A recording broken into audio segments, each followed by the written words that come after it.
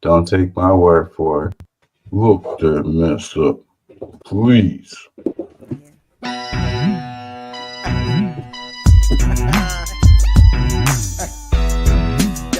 Yeah, you know what I'm saying? KCE, King Chaka. Educated and united public cannot be controlled. Get organized. Learn to be active.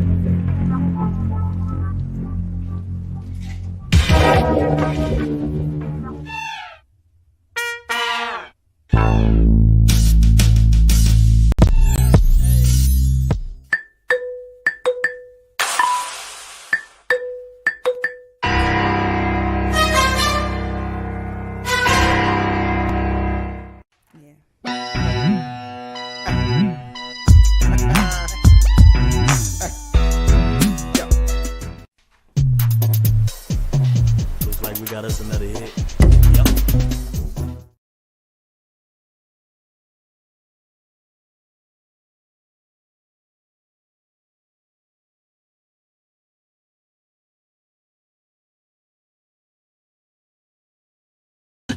Did you tell her to get away from me? She's crazy.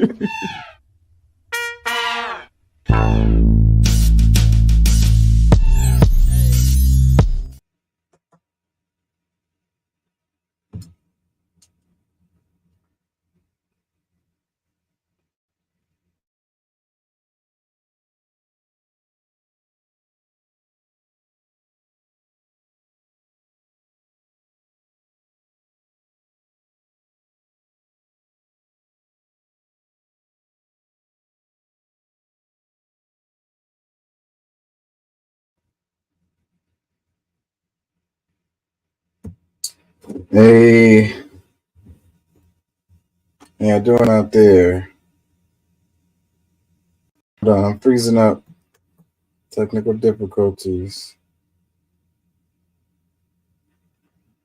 Let's turn this off.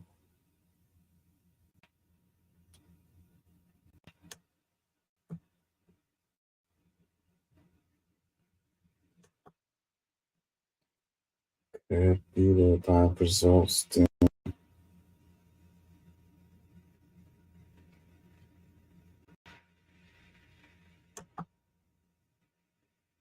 Am I still freezing up? Are y'all here?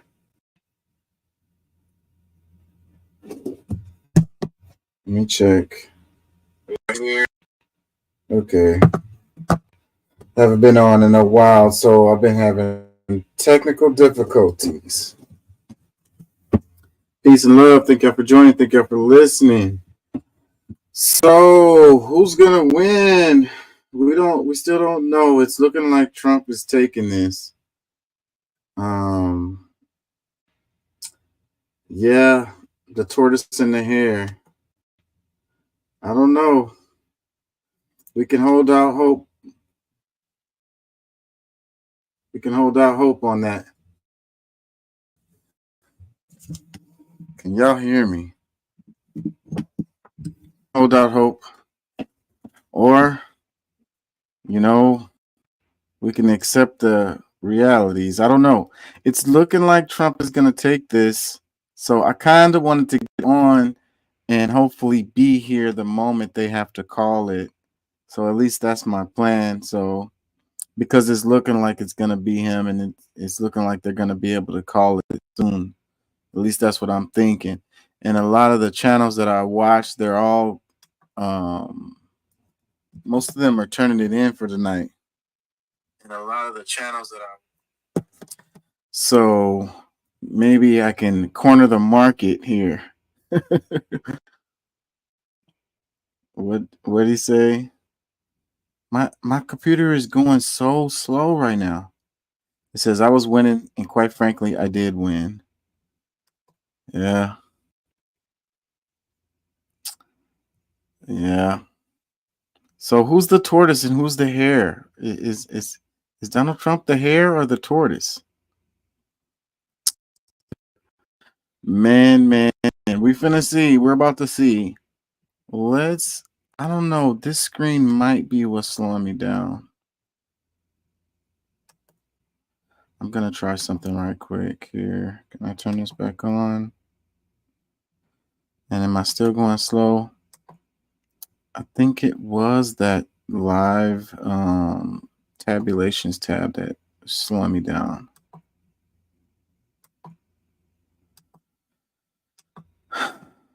We're gonna come back to that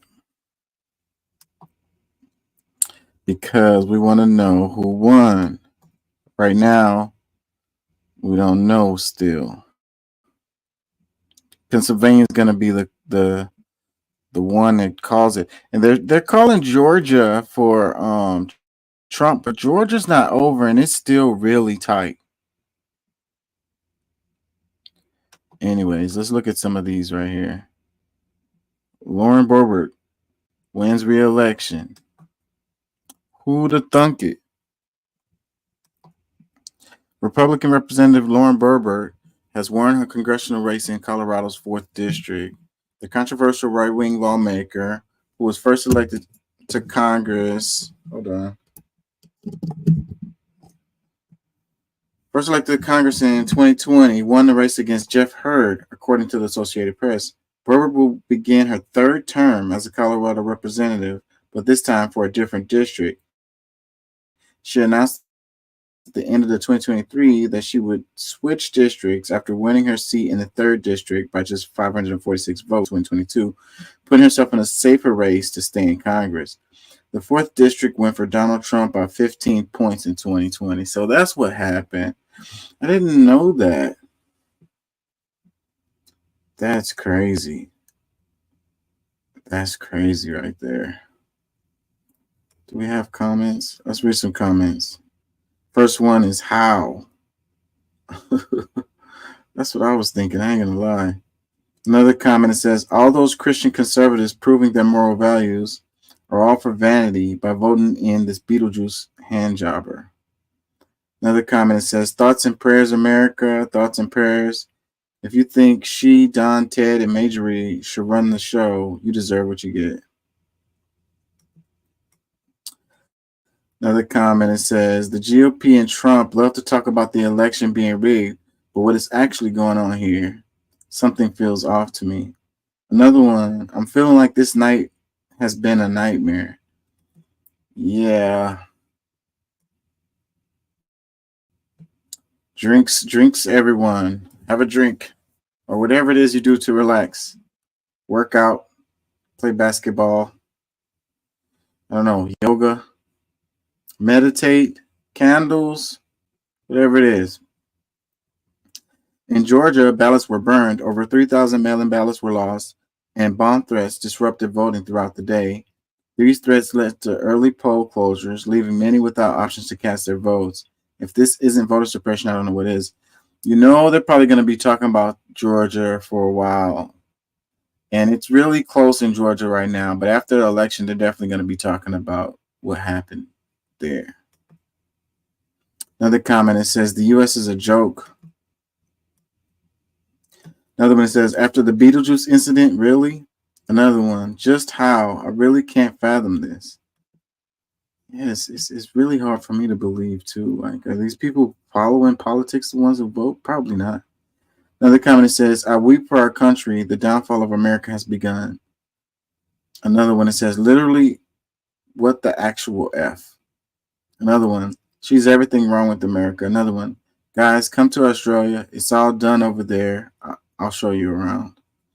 Man, we'll pass on the dog-sized spiders, bro. We'll pass on the animals that can kill you in 30 seconds.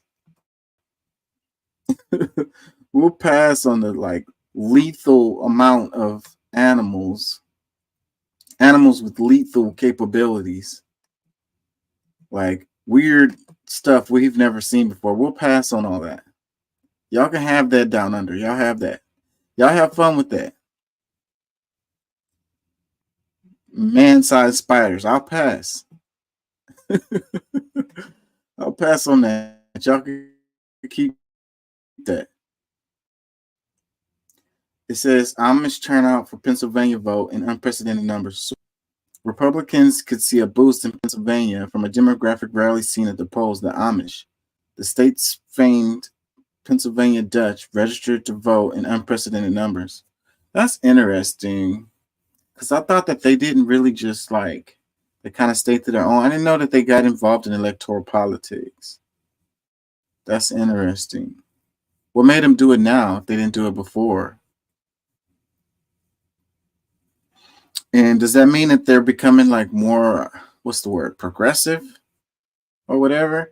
Trying to be more integrated into society? I don't know. I guess I'm trying to look into it too much. Maybe this is nothing.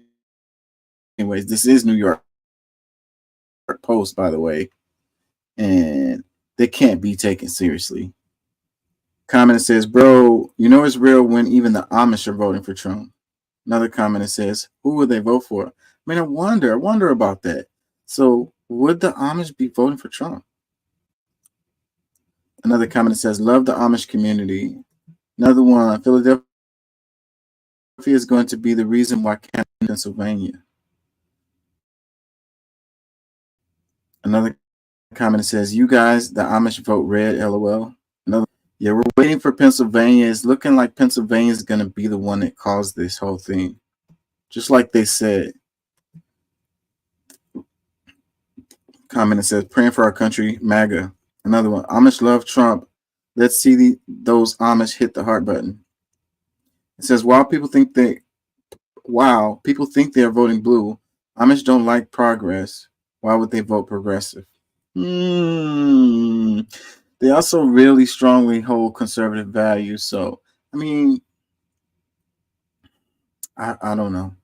I have no idea. I'd have to chop it up with an Amish person and be like, what do you think, your people? Maybe they're not a monolith, just like any other group, you know? A lot of times we love to do that. It simplifies things for our human brain. We like to, that's why, like, with people, prejudices that people have, I don't necessarily blame them for that, because they just simplify things in their brain. But the problem is no group is a monolith.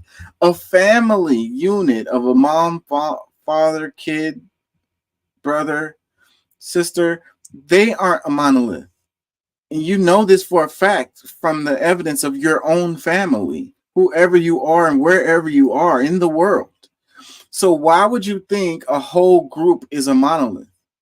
It's really just crazy, but it's our mind, you know. We like things to be in perfect little boxes and perfect little shapes and organized and all of this. And the real world is just chaos. And for you to really understand anything, you have to dig through the chaos, you know. And I mean, you can look for patterns. That's another thing about humans. We always looking for patterns, and sometimes no pattern is the pattern. Like, you know, that kind of stuff doesn't work well with our mind, like our brain, like the way we are wired. So yeah, we like to simplify things, put things in boxes, and just like, okay, so all the Amish are voting one way. That may not be true.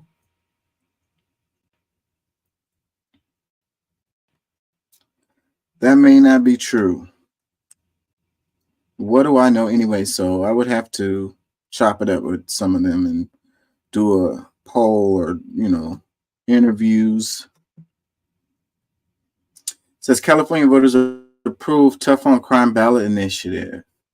It says California voters approve a tough on crime ballot initiative that would strengthen penalties for some theft and drug-related crimes, delivering a rebuke to the progressive policies that have made the state a national leader on racial justice and rehabilitation. Proposition 36, a proposal backed by a coalition of prosecutors and big box retailers like Walmart and Target, will reclassify certain theft and drug-related crimes as possible felonies instead of misdemeanors and introduce mandated drug treatments for some repeated offenders. You know what I think about? I think about how people say that the people are moving from California to Texas and like that's changing the politics. And, you know, I wonder about that. And then, you know, we just saw Ted Cruz won and, you know, Donald Trump got Texas, you know, as was expected. Like there's no surprise there. But what I'm saying is people are saying that people are moving from blue states like California to Texas to try to influence the election. Maybe that's true. But what about the idea of people moving from red states to blue states to influence that politics? Could that be happening? Let's read this comment. It says it's not proven that the threat of stronger punishment is a great deterrent to crime. It's still going to happen, and we'll just have more mouths to feed in prisons.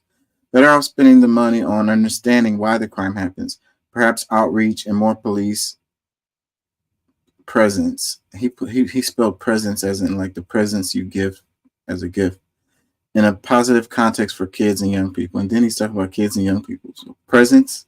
Are you talking about giving them presents? Are you is the police handing out presents to the kids and young people?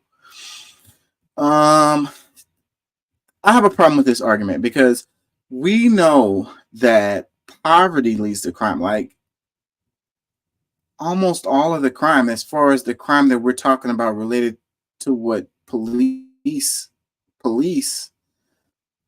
in the streets is like crime related to being poor. I mean, murders happen, but those are minority crimes. But I mean is that they don't happen often. As much as your nightly news may lead you to believe otherwise, the truth is it doesn't happen nearly as often as like petty crimes, like little crimes.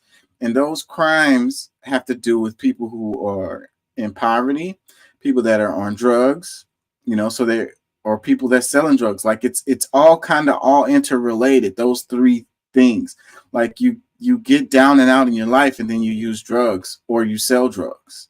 So yeah, those three things go together. And if you really want to cut down crime, you just cut down on poverty. And you're like, oh, so you're looking for handouts or whatever. And then it needs to be the family unit. They're responsible for raising the kids and making sure that they don't go out there and do crime. Okay. I mean, that's a fair argument or whatever, but them having opportunities. And what happened to the village raises the child, And then you can say, oh yeah, these parents are like, don't say nothing to my child. And that's actually a good argument because a lot of parents do say that. But these are all excuses, we can do it. We can do it. We can be a community and we can work together and we can make sure that we have what we need to succeed and to thrive and to not be tempted with crimes.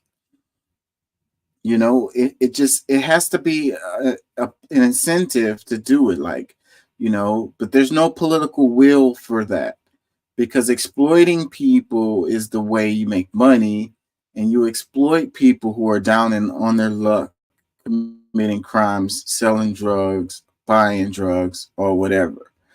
And this is good. This is good for business, for prisons, prison industrial complex, it goes on and on. It's a way to make money. So people don't want to put forth the effort to build their community up. Like education is another part of it. So like working on poverty and educating them. And then they can make a way for themselves that's not crime and selling drugs. It's really not complicated. It's really very simple.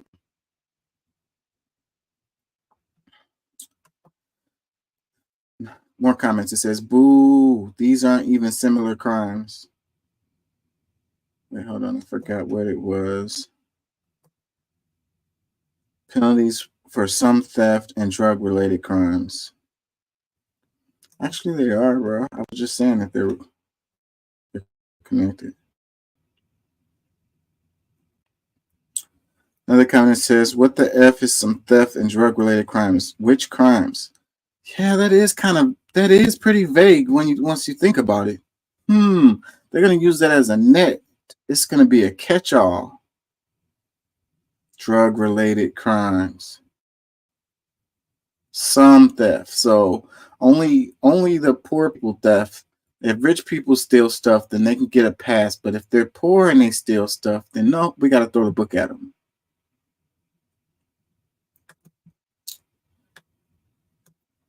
Like if they rob you for your wages, like that really is a thing that happens. Like, don't put your wages on your check. That's stuff. Talked about. They call it theft of time when you clock in, when you're not working or whatever. It's theft of your wages when they don't pay your wages.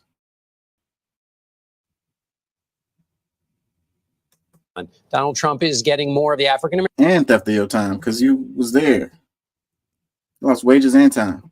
shifts going on. Donald Trump is getting more of the African American vote than you might have expected, or you would have expected a Republican to get in the past. We've talked about Latino voters. Another key way to think about the electorate is between college and non-college voters. Particularly, let's look at white college voters. That's to say, voters with a college degree. So let's look at white voters with a college degree. Kamala Harris, 54 to 44. So that's a 10-point margin. The reason this is important is this is a key part of the new emerging Democratic base doing well with college-educated voters. That's 7 points better than Joe Biden did in 2020. He won that group, white college voters with a degree, by only 3 points. Now let's look at the other group, which is the one that Donald Trump does well in, and that's white voters without a college degree. Now you see he is creaming Kamala Harris, 65 to 33 among white voters without a college degree. So that's a 32-point difference, but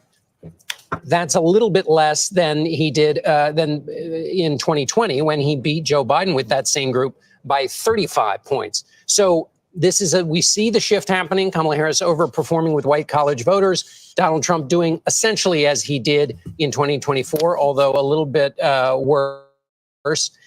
Why, of course, this matters is in the key battleground states. White non-college voters are a big part of Wisconsin and Michigan. In those states, the picture is a little bit more mixed. Pennsylvania, now, I'm not too. going to have exit poll slides for you or graphics, but just to give you a sense of the picture. In Pennsylvania, the picture we just described, where Kamala Harris is doing well with white college voters, she's doing 19 points better than Donald Trump in Pennsylvania. Biden beat him only by 9.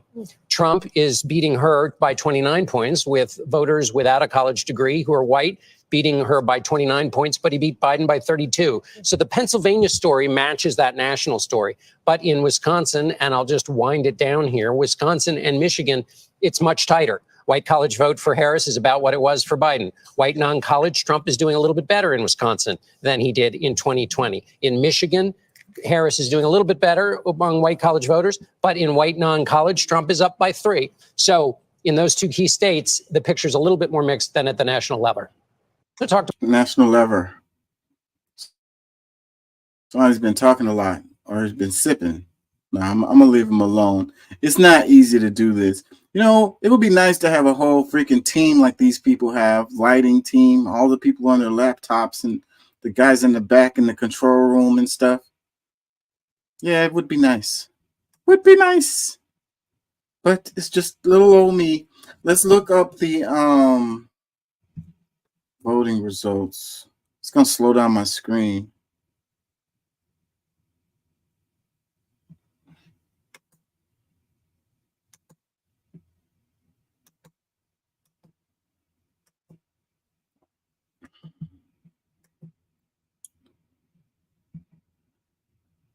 Not looking good for the Kamala Harris Democrats.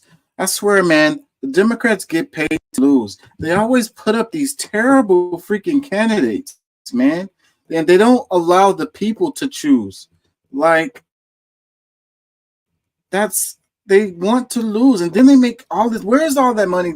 That $1.5 billion. They don't spend it all on the ads. Where the hell does that money go, man? They're ripping these people off, man. It sucks so bad. It's heartbreaking. The Dems get paid to lose. They put up the worst candidates that they can find.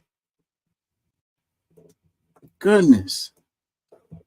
If they had done a primary, an actual competitive primary, then you could have found a better candidate. I think you could have found a better, especially if you let it go fairly without you interfering like you tend to do every time when there is an actually popular candidate that comes along on the Democratic side.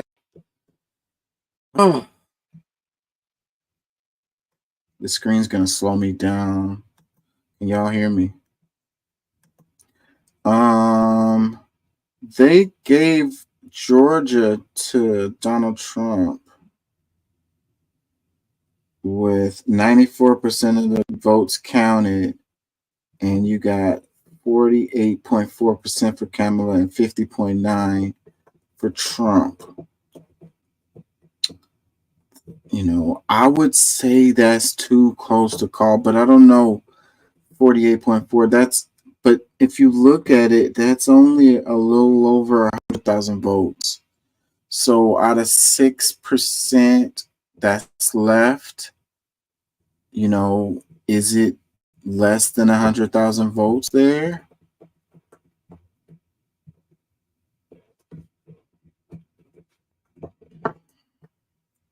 They already called it though. But they could be wrong. Sometimes it'll happen like that. But it ain't gonna matter.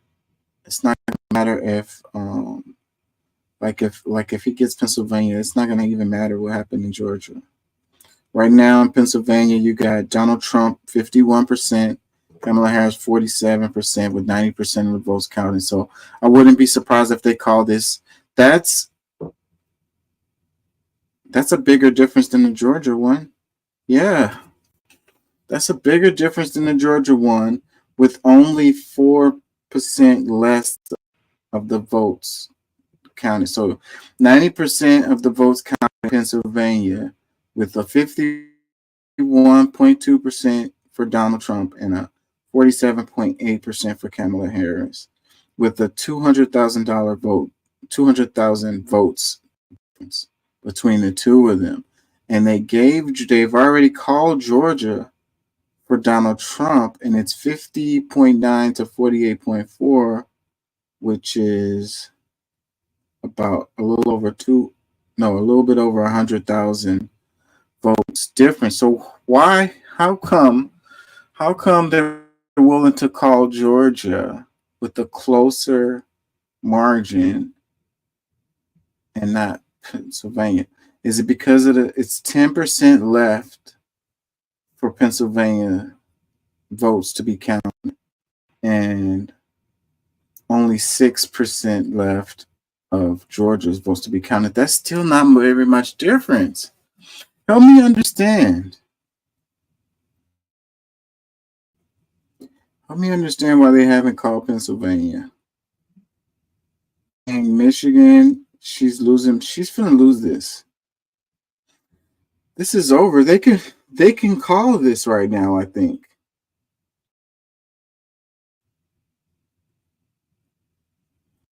Arizona, 50% to Donald Trump, 49.1% to Harris. But there's only 51% of the votes counted in Arizona. So that could change given so much left to count.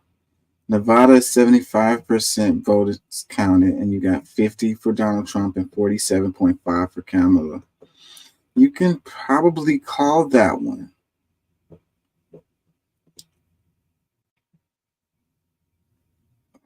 Alaska's not finished, but you got, how come they haven't called this one? Well, it's only 26% in Alaska.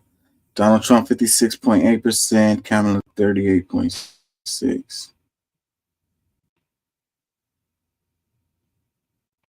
It's pretty much went the way that they said it would go with all these states, except for, well, these were the ones they were said it was going to make a difference in the election. They haven't been called. But you got Donald Trump with a pretty good lead in Wisconsin at 85% of the votes counted. Donald Trump's at 51.4%, Kamala Harris at 47.1%. You can call that one. I think you can call that one. That's too much for her to have to make up. 200,000 votes. Michigan is the same vote. I wonder why. Well, it's at 63% votes counted. So I guess that's enough left that you don't know that she could overcome She's at 46.1. He's at 52.2.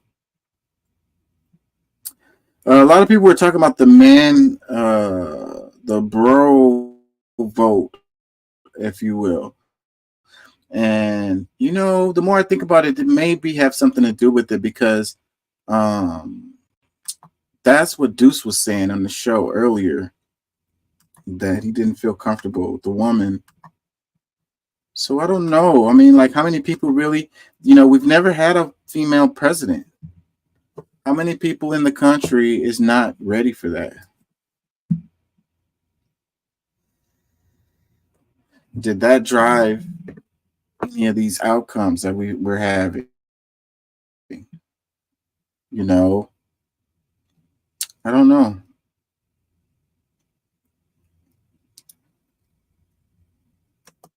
What do y'all think? It says Florida voters reject abortion rights amendment. Florida voters reject abortion rights amendment and keep in place Governor Ron DeSantis' 6-week ban as the initiative fails to reach the required 60% threshold, which is a huge ass threshold. I ain't gonna lie. And they got to 57%, which is a majority. And I want to say in most states that would have made it pass. But not in Florida. Let's read some comments. It says, to be clear, 57% voted for it, but we needed a super majority of 60%.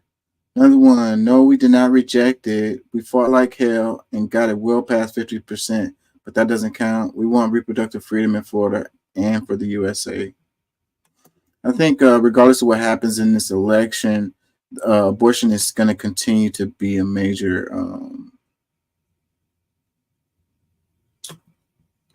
issue in politics. Like, it's going to decide people's votes. Another comment says at least 57% passed it. The 60% threshold is BS.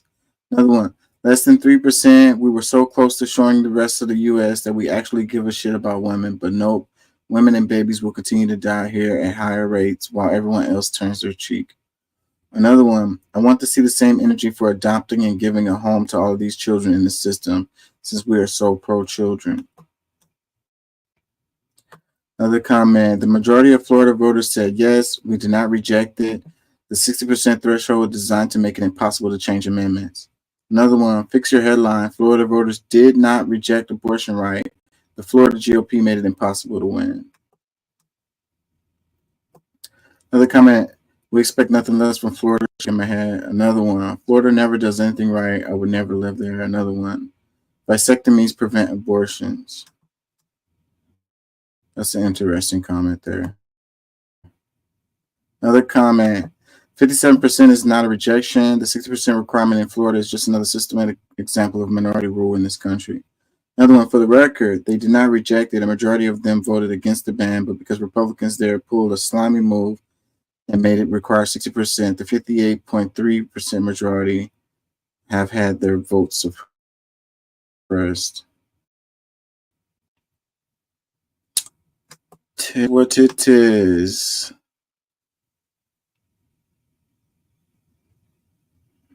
Gotta love Florida for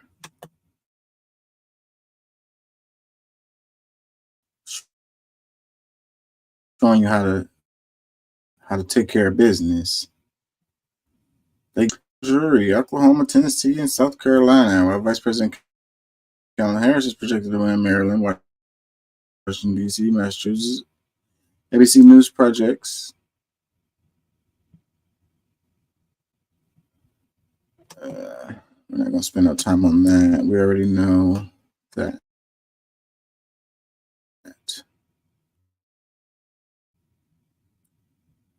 It says Russia wants Vice President Kamala Harris to lose, largely because of the Biden administration policy and support. And it says Russia is trying to. Why does Russia want Donald Trump to win? Well, U.S. intelligence would say they want Kamala Harris to lose and therefore Donald Trump to win. But this comes right to the policy around Ukraine, which the Biden administration has been very much supportive of.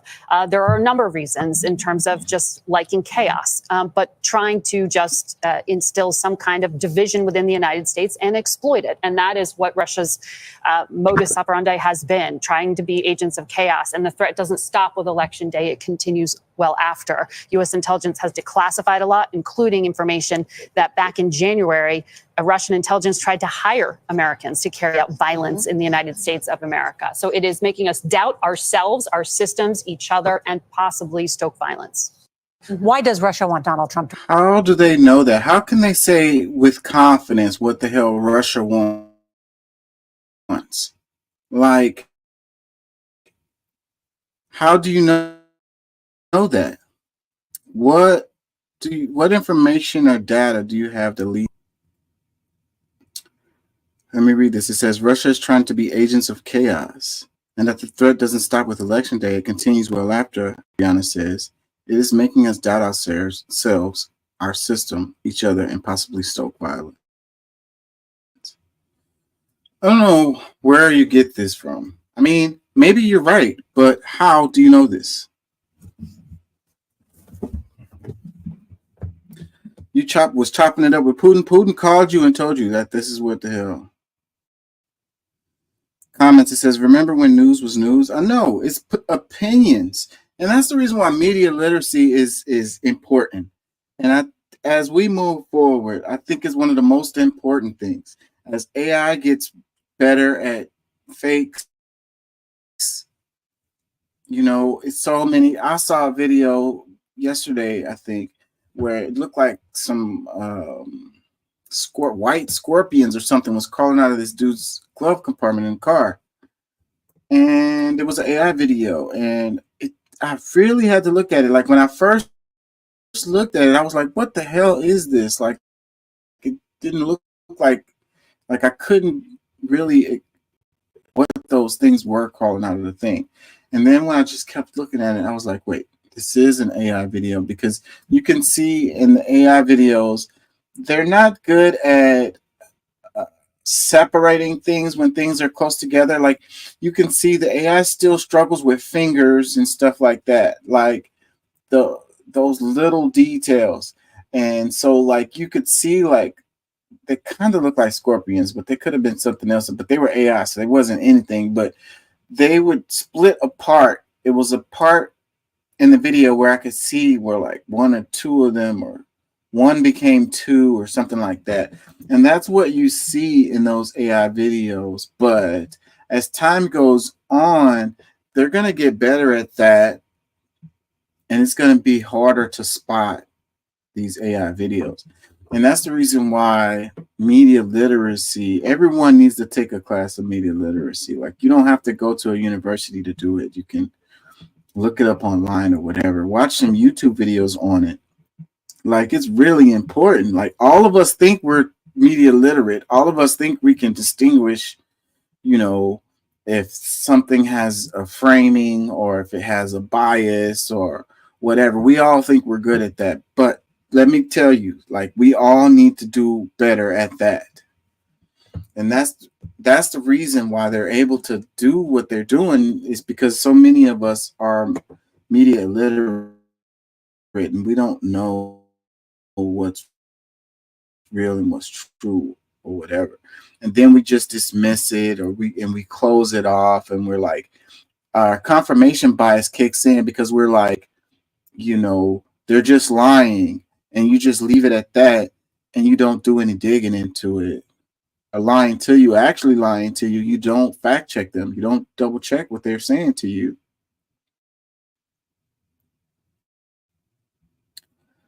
Another comment says division will be a big problem. Scary times.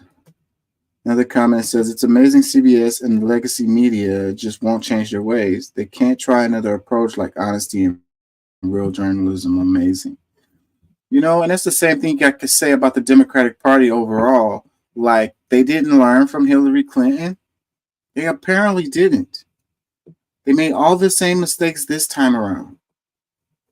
Like, and that's when I say there's no way anyone can be that incompetent. Like, these people know stuff. They're really smart. That's how they end up where they are.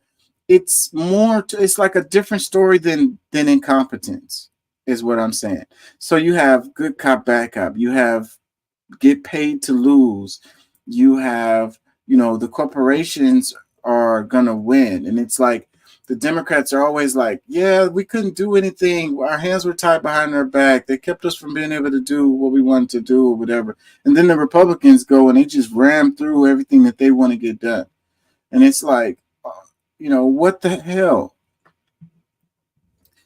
Meanwhile, the corporations get what they want. And you got Democrats playing good and playing bad cop. It's all just like a show. Meanwhile, the American people get screwed. And then you don't have no viable third-party option. They squash out any other viable option. So you're set up to lose because you get to choose between the options that they give you. It's like Pepsi or Coke. It's like white chocolate or milk chocolate. Like, whatever you choose, it's the same result.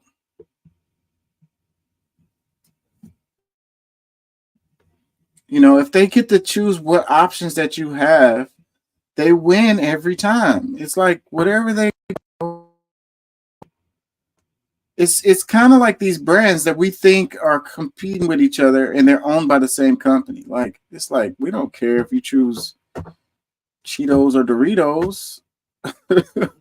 We still get the money for it. It's like, oh, we're going to boycott this company or that company or whatever. And it's like, bro, you'd have to not do anything to boycott this company. Like, no, you'd have to make your own clothes and grow your own food and not use any cell phones or technology, because these companies are in everything, every part of your life. And it's the same company. More comments. It says, it's not just Ukraine. Putin wants to push into Europe, and the Orange want to be dictator. Will not stand in his way. Another one, it says, strategy, blame Russia for everything. I'm telling you. Which channel was this? CBS? Yeah, the Dems, they blame Russia for everything. They're gonna say it was Russia. That's the reason why they lost this election. Yeah. They're gonna be like, Russia did it. They wanted Donald Trump to win. Somebody just texted me and said Trump won, but it's not saying that on the live voting account. AP. Let's look at it.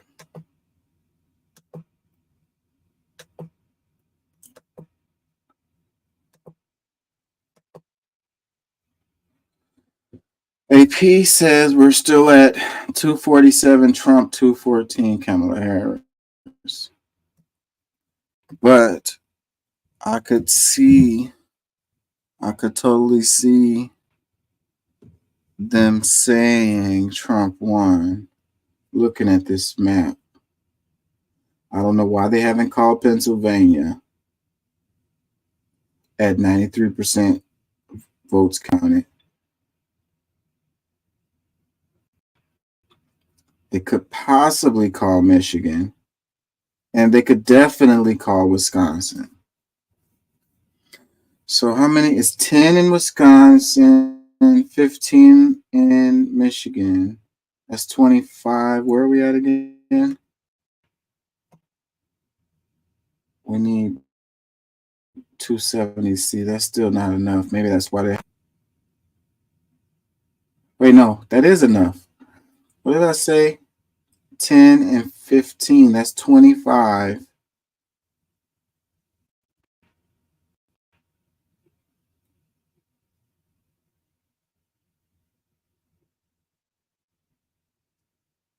Oh, that's a little bit short. My math ain't that good right now. It's 12:35 in the morning. So that's still short. But if they called Pennsylvania, which is 19, so basically if Trump gets 2, it's 11 here, 6 here. Well, he pretty much needs 3. He needs 3 of these that's left. There's only 3 in Alaska. He needs 3 of these. All of them look like they're going to him.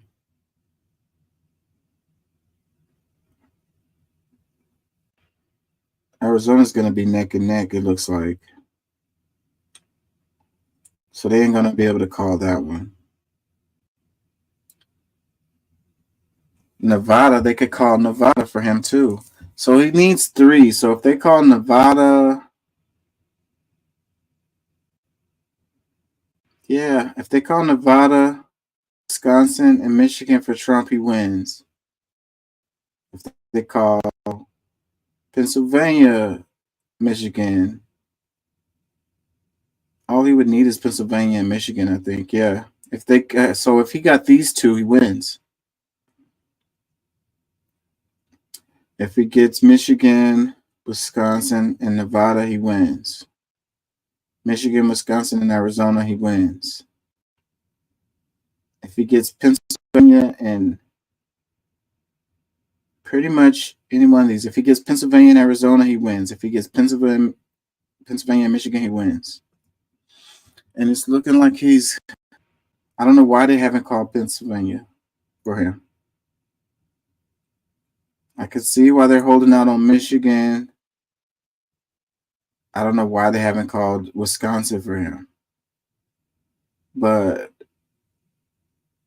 that would be 30. That would be 29. Yeah, that would be enough. That would be enough if they called Pennsylvania and Wisconsin. That'd be enough. Wonder why they haven't called it yet.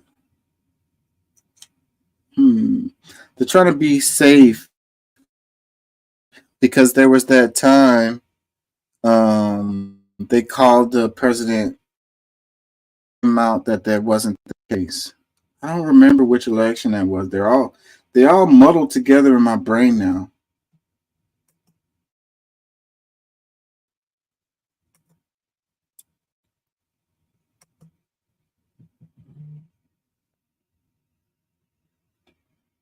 Yeah, they haven't called it yet. People are saying it was called, but it hasn't been. Not by the AP anyways. I wonder, is somebody calling it?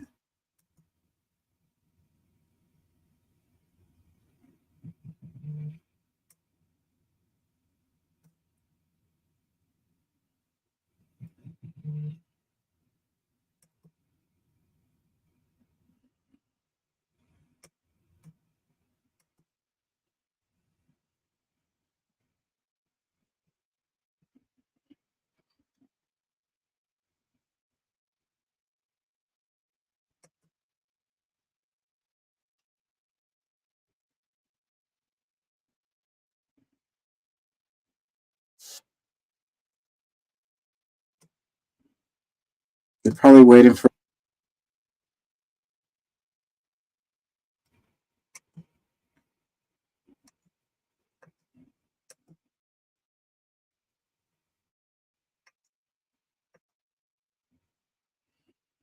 Have traditionally been very Democratic. They're still Democratic, but it's about that margin. Trump's margins are, a little bit better than they were in 2020. And in the swing state, that makes a lot of difference. And so, again, I think that everybody's kind of reading into that chance of being able to win. And how many votes you need left with all of the votes that have come in states like Pennsylvania. And they're doing the math too. And they know that, in all likelihood, you're looking at a victory victory. So again, I think both sides are doing that calculation, and as traditionally, the victor is going to address of the election. Casey, hindsight is 20. It looks like they're just waiting for Trump to come out and talk. So Trump is waiting to. They call Pennsylvania. That'll probably be enough for him to come out and say I won, because it's a good chance that he'll get it one of those other states, and then that'll be it.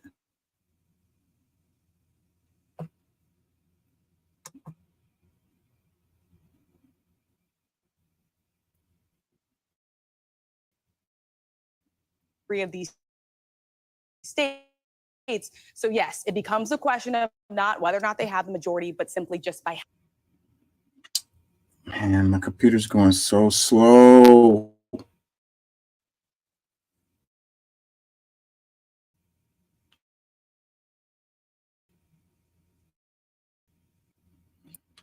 Let's go back to Instagram. John Tester, a third-generation farmer, Montana through and through. A question of whether or not that even really matters. Tim Sheehy, not even from the state at all, but still appealing to, and also getting a former president. Fully counted, obviously, in Nevada. It's still early, but he's doing much better than the polls leading into Election Day had him up against Jackie Rosen. Yes, and he had Trump. I was just in the state of Nevada with the former president and Sam Brown, both together campaigning. Take a look at this. Jackie Rosen, 47%. You have Sam Brown. He's only ahead by a little bit here. 630.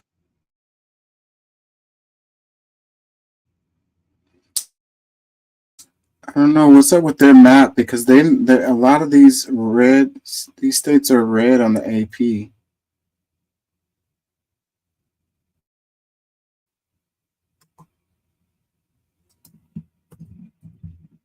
Even though they have called Georgia, Georgia is extremely close.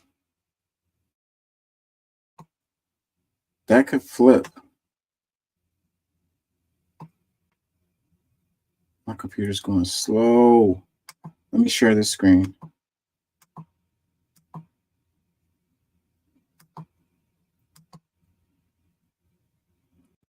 It's still at 247, 214. But yeah, Georgia is 48.4, 50.9, and they're calling it for Donald Trump with 94% of votes counted. But that's only a little over 100,000 votes. If the majority of the votes that are left counted, I guess it depends on what county. Can we look at this some more? We can't look at it more. What counties the votes are coming from? Maybe if the votes are coming from rural counties, then that would be why they're calling it, because they're pretty sure that those are going to go for Trump.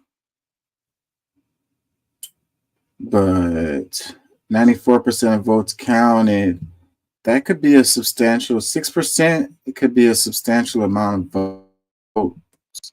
That could be more than 100,000. And if in the majority of those, I guess it's not enough to overcome. I don't know.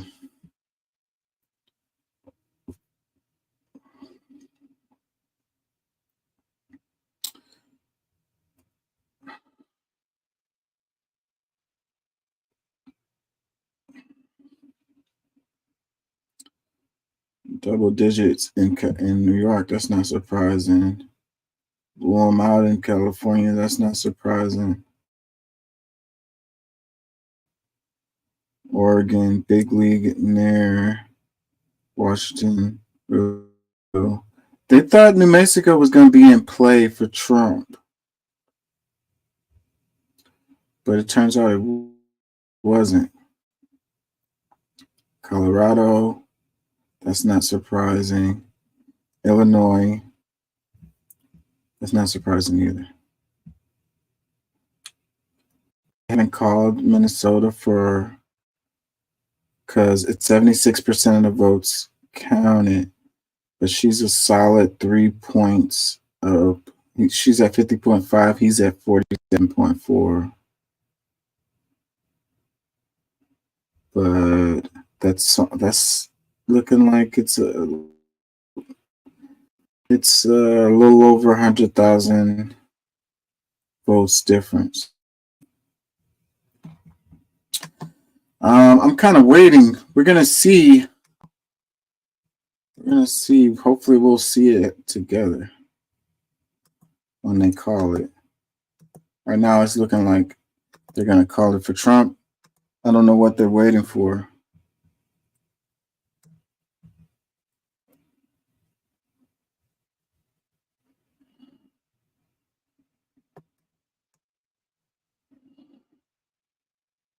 Did I cover this? No.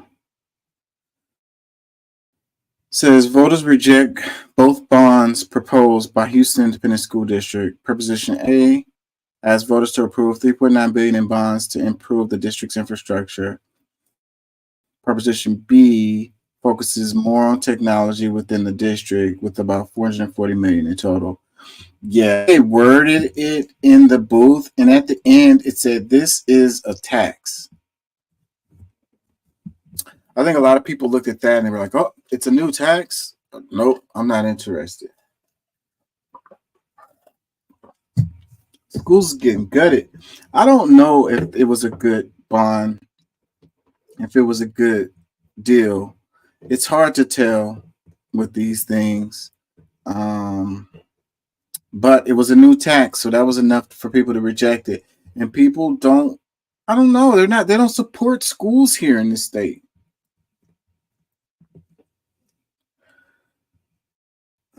Comments, it says, didn't the feds just raise HSD officials for misappropriation of funds? And you're shocked this was a no? Yeah. I don't know. When people make comments like that, I always be like, well, you could do some kind of oversight committee or something. That's not really an excuse to not give the people the funds. If if you feel like they're not going to, oversight committee, a transparency deal where you can track everything.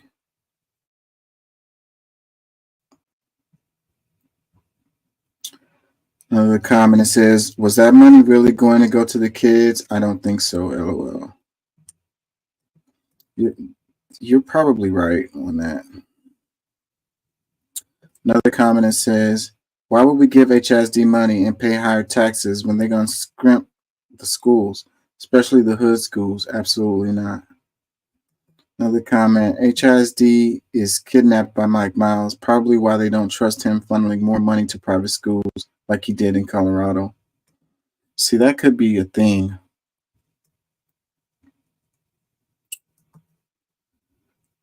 If they didn't have it set up the way that they do with the private running of HISD, maybe the people would have trusted it more. I don't know. I don't think they would have. I think they would have found another excuse and would have just said, HISD is not taking care of business. They would have said the exact same things they're saying now. Another comment said, Republicans are doing away with public schools, so who cares? That is what's happening. Another comment says, who would vote for more taxes anyways? Another one, the wording on those was basically, would you like to pay more taxes? Of course it didn't pass. That's what I said. That's exactly what I said. That's what I noticed when I went into the booth. I noticed that the wording was like, this is a tax. Just so you're clear, just so we're clear, this will raise taxes. Is that what you want? Is that what you want? Click yes right here. Basically, that's what the damn thing said.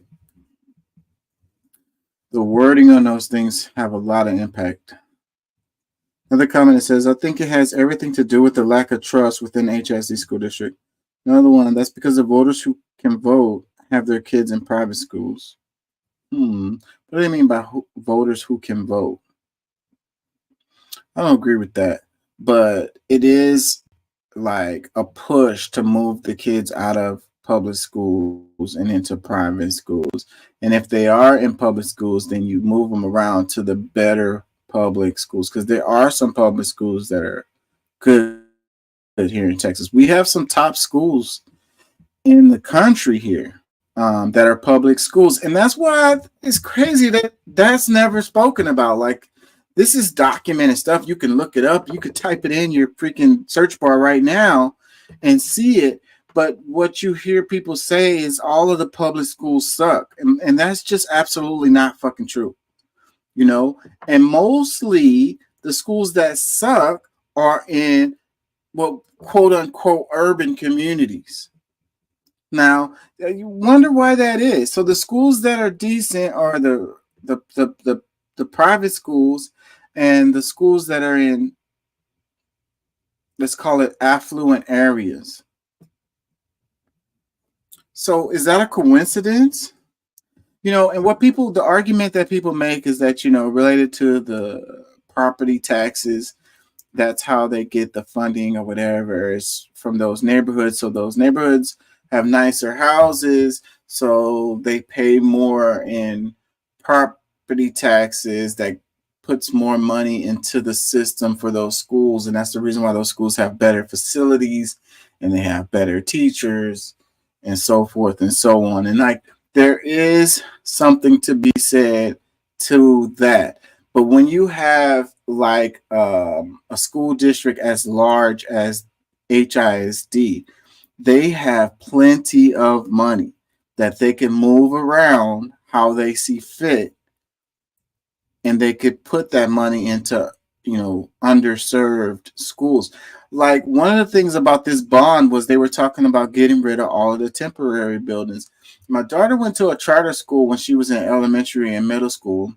It was a good school, but it had a whole bunch of those temporary buildings. And I always thought it was weird to me, like, because those temporary buildings, there should be temporary, right? I mean, like, she went to the school throughout her whole elementary and her whole middle school, and those temporary buildings were there that whole time, you know. And you would think that those were, like, they call them temporary buildings. You would think that they're, you know, working on expanding the school or building onto it or doing something, and these kids won't be in these buildings that are clearly temporary buildings because they're ugly. Stuff doesn't work well in them. They're hot in the summer. They're cold in the winter. You know, they don't look good. They're eyesores. They sit in weird positions, like right in the middle of where grass would be, or like a lawn would be, or, you know, it's, I don't know. I know that these schools, they make so much money, you know. There's so many people making so much money. Meanwhile, there's not a good service being provided to these children. Comments, it says, when do we vote for new child support laws? That's random. That's random, and that was a female who put that. All right.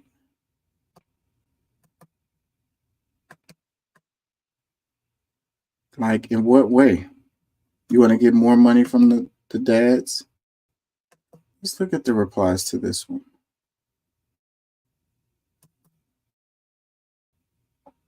It says, I know a lady who had a father in her life when I see one. I know a lady who had a father in her life when I see one. Another one that says, so you asking for more money and help, or some rights for the father and the male? See, that's what I'm wondering. Like, what are you saying? It says, for the fathers and males. Was that her reply?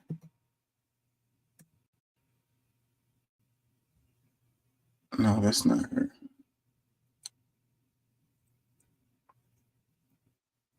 Another one that says, "What rights don't you have?" LOL. Another one that says, "You a strong, independent woman. You don't need any help." Another one, "This the one, but comment, but not like you meant it." She didn't reply, so she never cleared it up. I wonder what the hell she meant.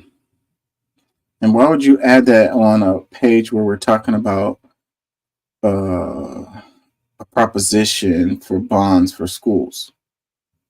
Like, you sound like a bitter baby mama, because they just be throwing.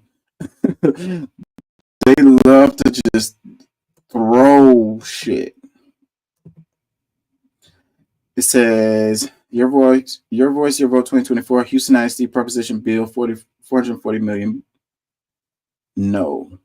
So for the $3.9 billion bond, no. We're talking about billion with a B. $440 million bond, no.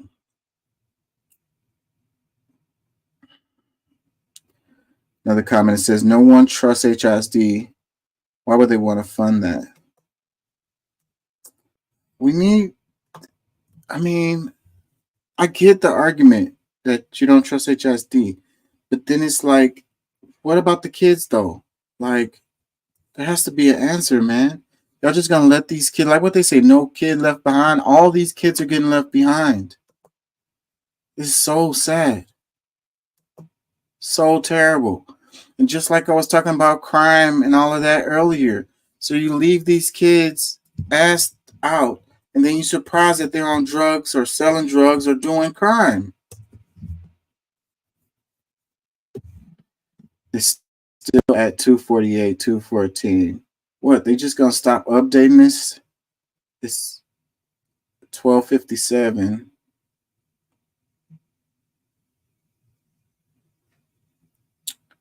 Did they just stop updating it?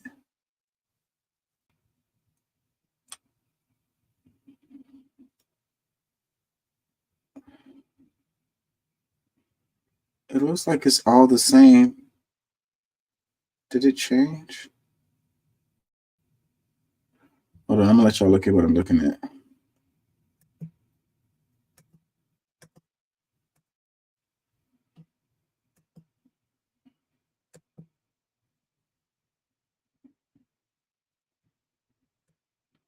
It's still at 214, 248. And it looks like, did Pennsylvania change? Yeah, Pennsylvania did change. More in Trump's favor.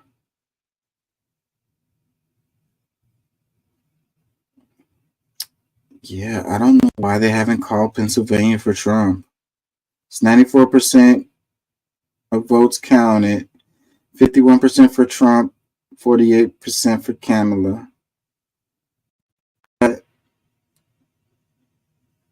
Almost a $200,000 vote difference there. Yeah, I don't think she's gonna pull this out. If she doesn't get Pennsylvania, she's not gonna pull this out. I'm gonna exit this because this is freezing up my screen. Yeah, I saw it draw. What's up, Doc? It's weird that it draws so much off of your resources. Yeah, I think it's because of that live update that goes into that screen. You know what I mean? It's there's drawing a a lot. of internet's running slow as hell today. I was even playing GTA 5. They updated the game, but their little cheat system didn't update yet. So every 5 minutes you get booted out of the game because you don't have the right version of the anti-cheat software. I'm like, that's annoying as fuck. GTA, Grand Theft Auto. Grand Theft Auto. Okay, yeah. Yeah, my brain went to Gran Turismo. I'm an old guy. I'm still playing a 13-year-old game. But to be honest, what are you talking about? Vice City, 5. Is that the one? No, GTA 5. They haven't come out till next year. Yeah, I was going to say they never came out with a newer one. That's the latest one. 6 is coming out next year, and it's going to be console only for a while, so I still won't be able to play it. Yeah, well, I have GTA 5 too, and sometimes I play that game. I think Vice City was the best Grand Theft Auto game, but I could be biased because of my age. I'll tell you, I played it a few times before. I never really liked the game until the whole pandemic, because they gave it out for free about the second week of the lockdown. They just said, fucking lying. Dude, Epic and Steam both had it for free. They're like, hey, dudes, you guys are going to be stuck for a while, and here's something to do. And I think somebody did tell me about that. I didn't take advantage of it. I paid like $60 for my Grand Theft Auto 5. That's crazy that the price hadn't come down too after all of this time for that game. It does. You just have to keep your eyes open. It drops down. I've seen it as low as $10-15. No, I've seen it for $4.99 a few times. I like the game, but I still feel like Vice City was the best Grand Theft Auto game. That's just how I feel. That game was so good. If you've seen the trailers from the new one, are absolutely breathtaking. Half of the trailer could be used as screenshots. They're so good. Yeah, that's what they're saying, that they were taking their time with this one. That's why it was taking so long. It takes a lot to build a game like that. There's so much stuff in it. So, anyways, what do you think? It's looking like Trump is going to win. I'm sorry. We all believed that last time. And then all of a sudden they found 12,000 votes in Georgia, which flipped Georgia. And that's all it took. Well, I was looking at Georgia. Georgia is really close, really. I'm partly surprised that they called Georgia for Trump, because it could possibly, I was looking at it, was 120,000 votes or whatever difference between the two of them, and it's still 6% of the votes haven't been counted. So it's like 50 to 49%, something like that. Like, that's pretty damn close right there. That's pretty damn close. What is the margin for error to automatically trigger the recounts for those? It's different in each state, though, right? Georgia has a law. Okay, so 6% of the votes is only about 150,000 votes. All 150,000 votes would have to go to Kamala for her to win Georgia. All 6% of Georgia's remaining votes have to be a Kamala vote for her to win there. So that's why they called it, because that's not like the number of votes left is not enough to create a win. Yeah, I had to whip out the calculator on that for a minute. I'm like, why would why would they call it? I'm like, oh, that's why. Yeah, so that does make sense. I don't know, but we'd have to see a little more information, because what if it's coming from urban centers? What if it's like Atlanta? I said, 2 o'clock in the morning they found they flipped Georgia and another state I can't remember. It's like it had been red all night long, and all of a sudden everyone went to sleep and woke up, and it's like, oh shit, Biden's president. What the fuck just happened? Did they turn on that hydrogen collider again? Yeah. And I think people are worried about that. And I think that's the reason why they haven't called the election. And I'm really surprised that Trump hasn't come out and been like, hey, I won. Like, it's over. Like, nope. Even Trump is being conservative with this. He is being watched by every eye on both sides. He's gonna play it. He's gonna play it straight, because if he does not play it absolutely straight, he will have no grounds to say bullshit. Yeah. He's gonna wait to see, like, if something happened in Georgia and stuff like that. He already called foul about something going on in Pennsylvania, and I want to know one thing about Pennsylvania. They stayed open till midnight because they shut down because of some bomb threats. My question is, did all the polls remain open, or just the ones that had bomb threats? I think that was Georgia. Was that Georgia? I thought that was Pennsylvania. Pretty sure that was Let Georgia. me check. Now, did they have them in Pennsylvania too? I don't remember, but I know Georgia had that. Yes, And they were like- Pennsylvania polling locations received bomb threats and moved ballots. Multiple, yeah, Pennsylvania is the only one that's saying about bomb threats. I wonder if that's the reason why they haven't called Pennsylvania, because Pennsylvania, it's already looking like Trump has won that. Well, no, what they did was they announced that because of the shutdown of some of the polling sites due to the threat, they were going to leave polling sites open until midnight. My question is, was that throughout the state or just the ones that had been shut down? Because that could potentially be a serious leading difference right there.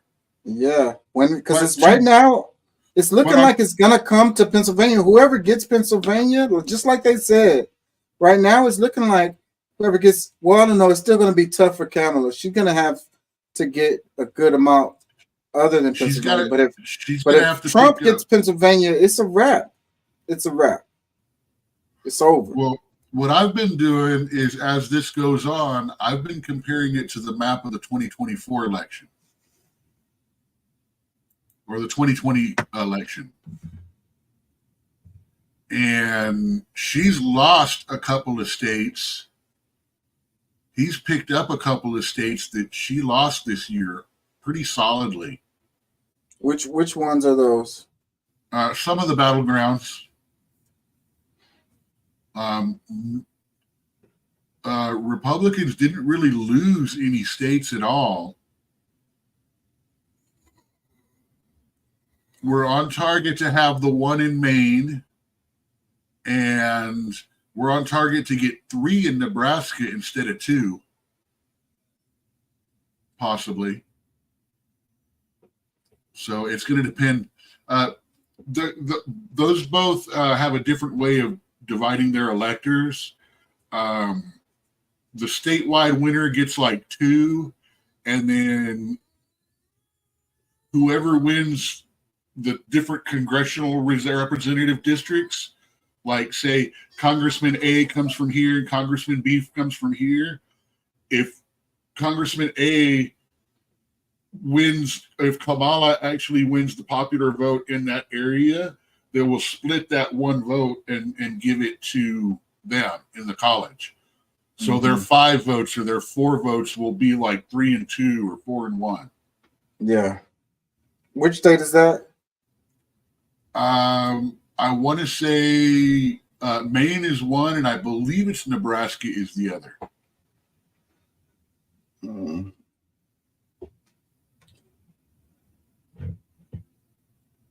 So they haven't updated that screen very much in a while.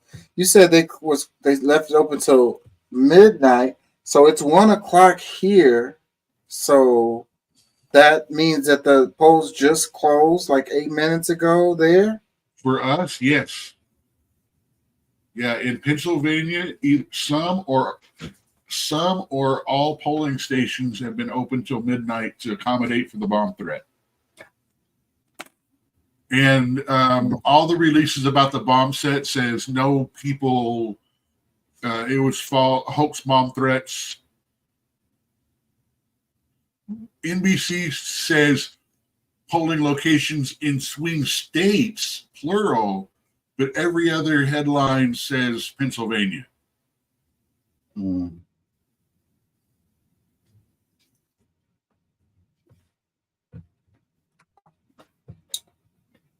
Let's see. I think I have some more stuff here.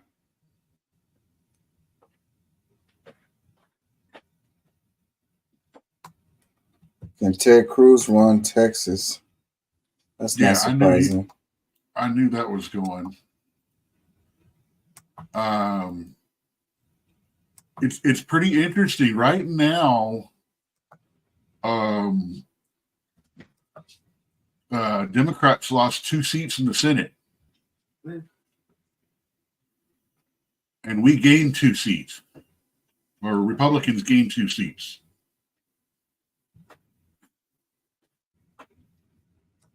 So Republicans, as it is now, barring any last minute changes,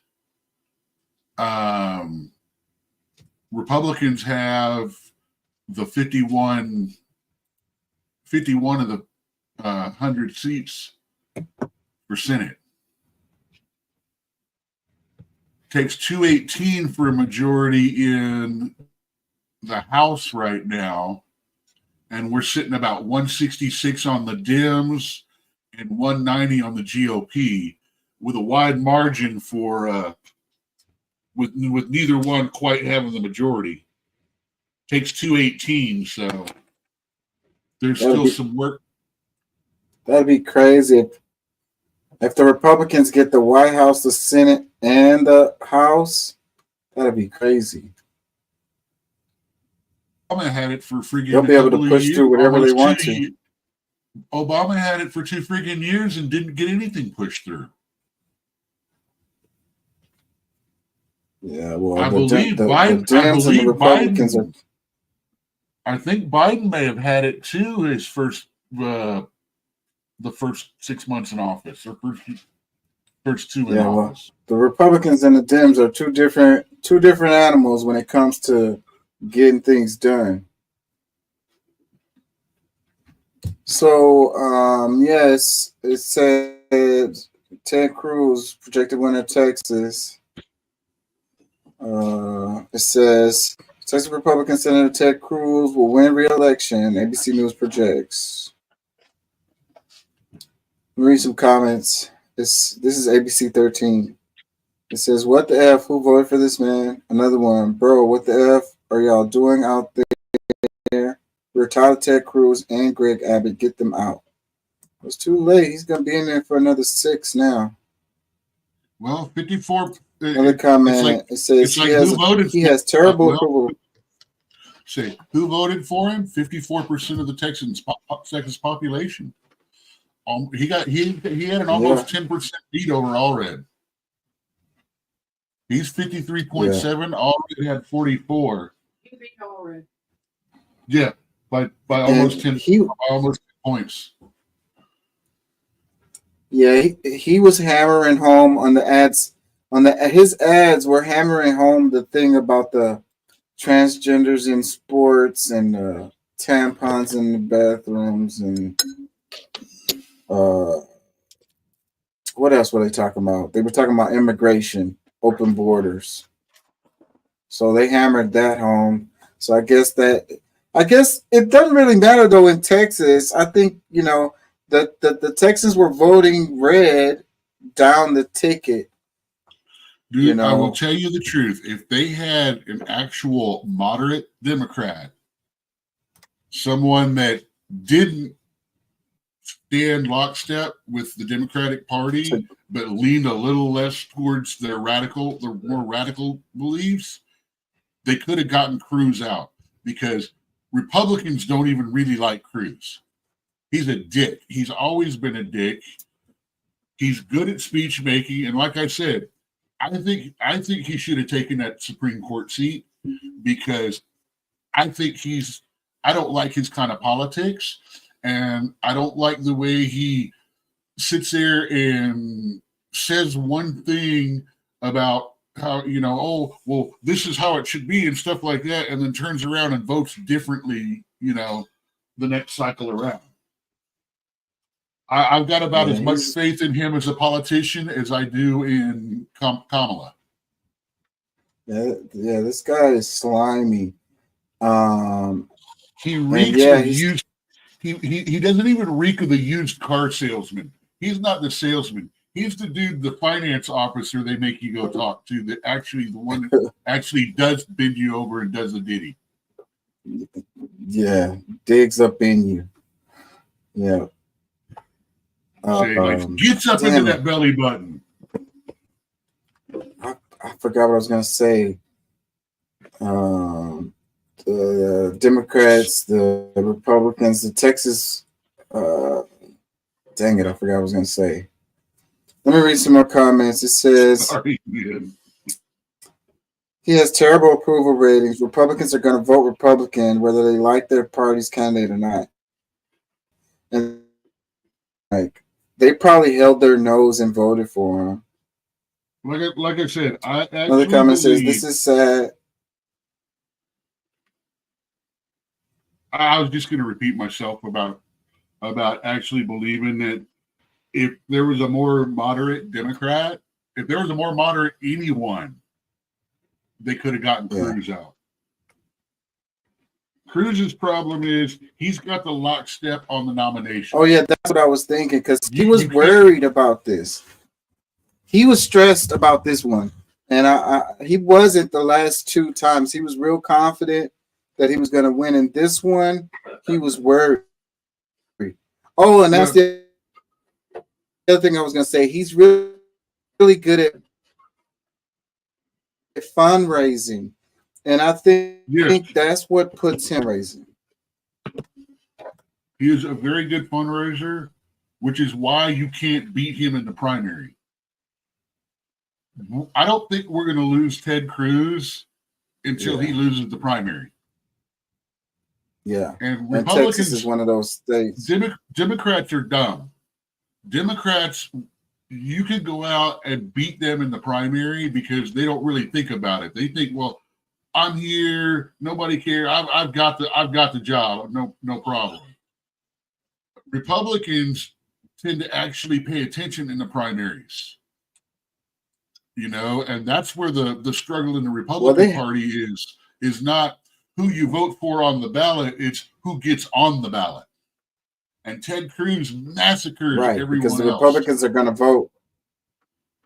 Because the Republicans are going to vote for the red guy on the ballot. So, and especially in a state like Texas, the primary is where they decide on who's going to get it. Well, that's like AOC. I mean, he was called out by Hillary Clinton herself.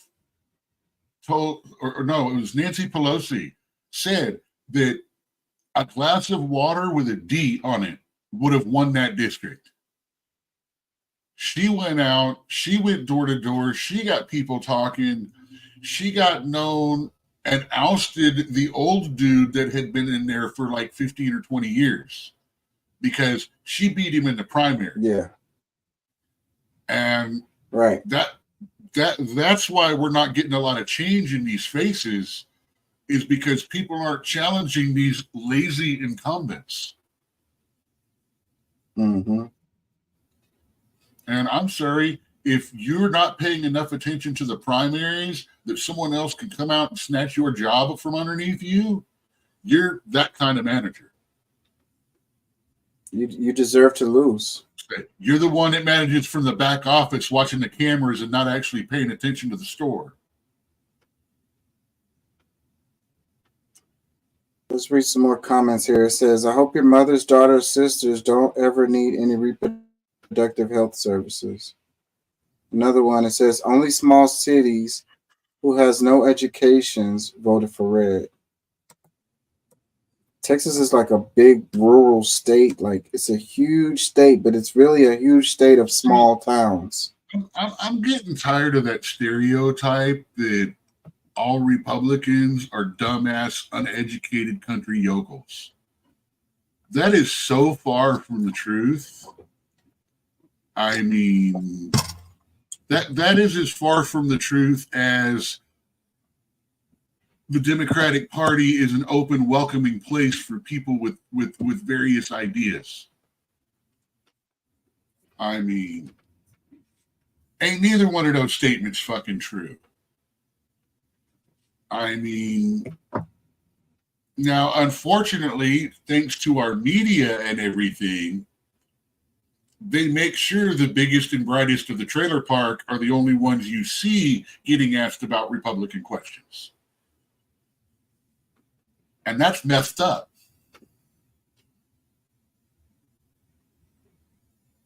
See, even you've seen it. We've talked about how they always have these, the Republic. They always go up when they're interviewing the right. They get these dumbass yokels Just like when the right tries to do the liberals, they do all these ones that have the blue hair that looks like the greatest fear in life is to walk close to a magnet.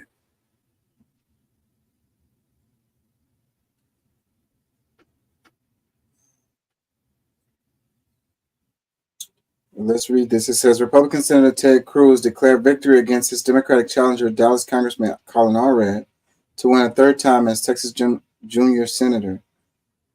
Preliminary results compiled by the Texas Secretary of State office showed Cruz leading Allred by 55.7% to 42.3% statewide at the time. Allred conceded the race. Cruz and Allred together raised more than $166 million. Cruz raised more than $86.7 million, including funds raised before Allred entered the race, while Allred raised more than $80 million. That made it the most expensive congressional contest in the nation during the 2024 cycle. It also demolished the previous record for a Texas congressional contest set 6 years ago, where Cruz and his then opponent, Congressman Beto O'Rourke, collectively raised $124 million. Cruz poured much of his war chest into an advertising campaign that sought to paint Allred as too liberal for Texas. He aimed to link Allred to immigration and border security policies of the Biden administration, even though Allred was one of the handful of Democratic House members who signed on to a Republican resolution condemning those policies. He also heavily criticized Allred for opposing Republican measures to bar transgender athletes from participating in school sports. Allred spent much of his campaign hammering Cruz's record of opposition to the abortion and reproductive rights, echoing Vice President Kamala Harris' campaign against former President Donald Trump. That attack line was on stark display the next to last Friday of the race, when Allred took to the stage at Shell Energy Stadium ahead of Harris at her Houston campaign rally. Allred also attacked Cruz's record on the border, claiming Cruz had done nothing to secure it in his 12 years in Senate, and he hit Cruz over his flight from the state during Winter Storm Uri and his actions during the January 6th insurrection. Man, Nevada's got a You low know, those voter ads turnout. work, man. I don't know why the damn ads work, but Nevada's got a low Yeah. voter turnout, man. it's not that many people in Nevada, though. Yeah, but they've got 80% reporting, and they're at about 1.1 million votes. And I'm sorry, that's just Vegas itself, not the rest of the state population-wise. I mean, I would expect the votes to be more in the 1.5 million than the 500,000 zone.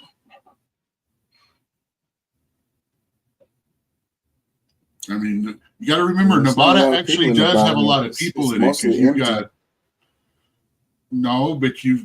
you've got several major cities, and I'm sorry, Las Vegas is a million-plus city.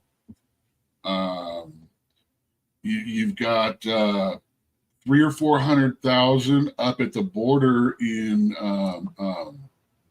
Lake Tahoe.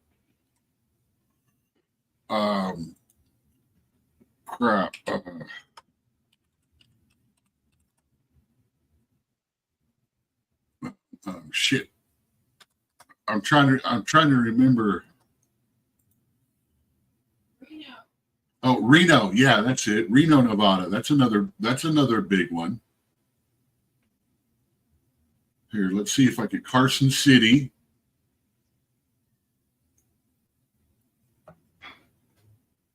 Let's see, population.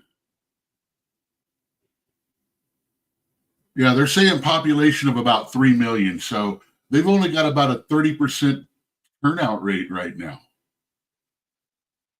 35% turnout rate. And you think, oh,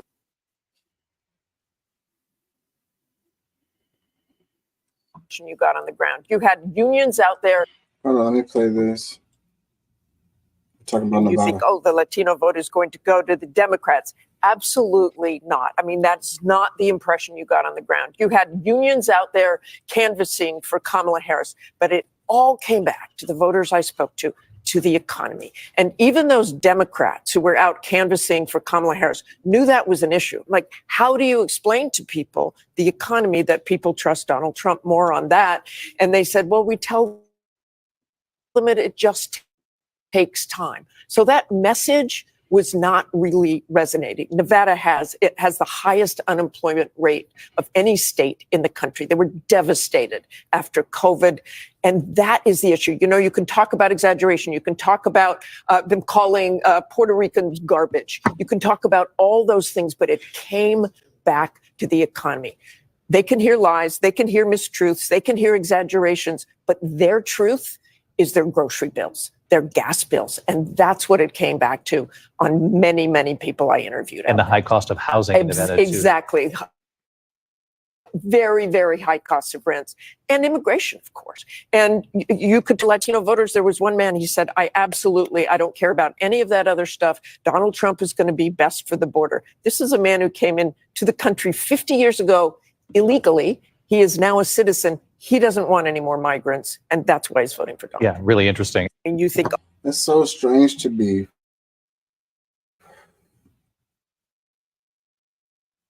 Oh, you have these immigrants. They come illegally, and then they, are hardcore on illegal immigration. And I don't understand these people who, where do they get the idea that, Trump is going to be good on the economy? I understand that is the concern of these people. And if Trump wins, it's going to be the Latino vote that put him in there,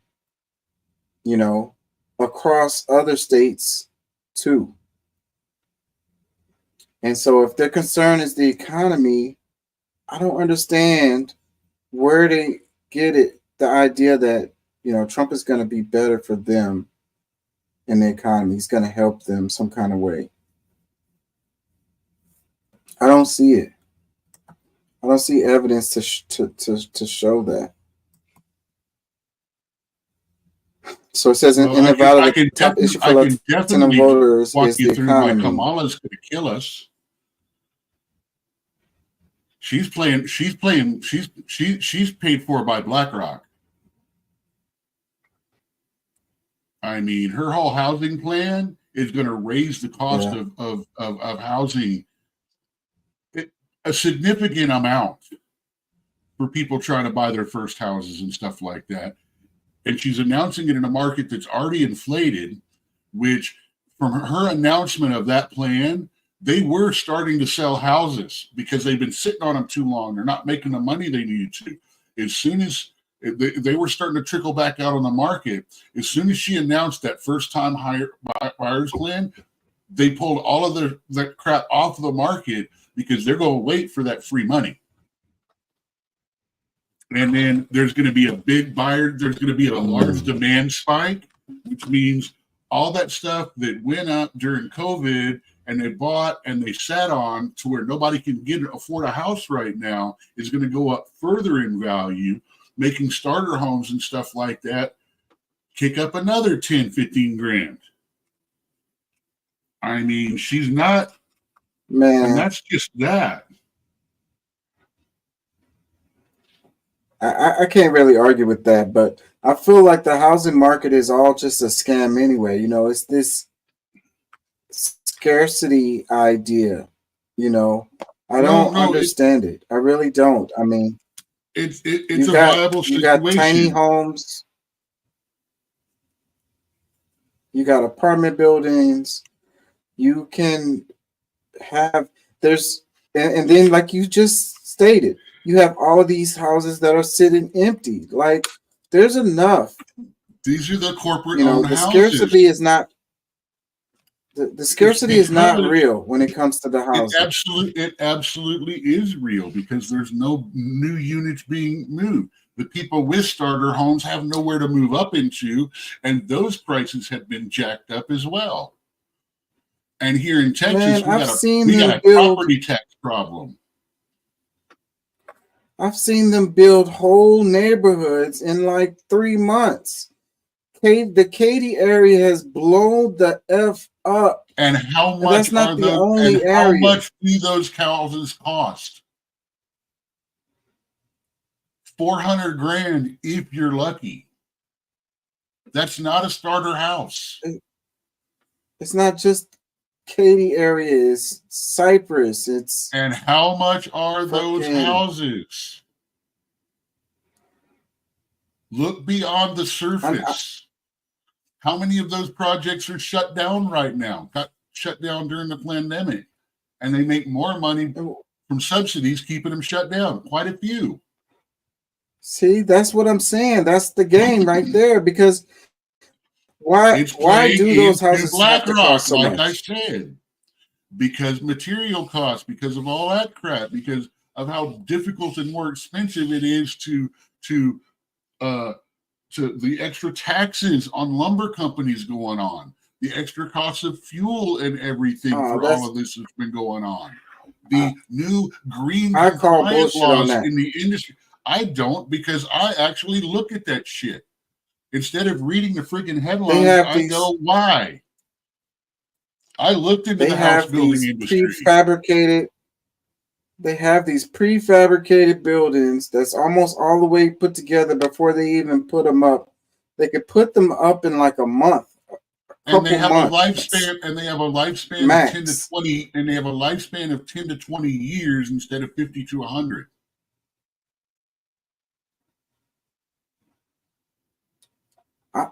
I'm not saying they're good. They're See, definitely trash. Exactly.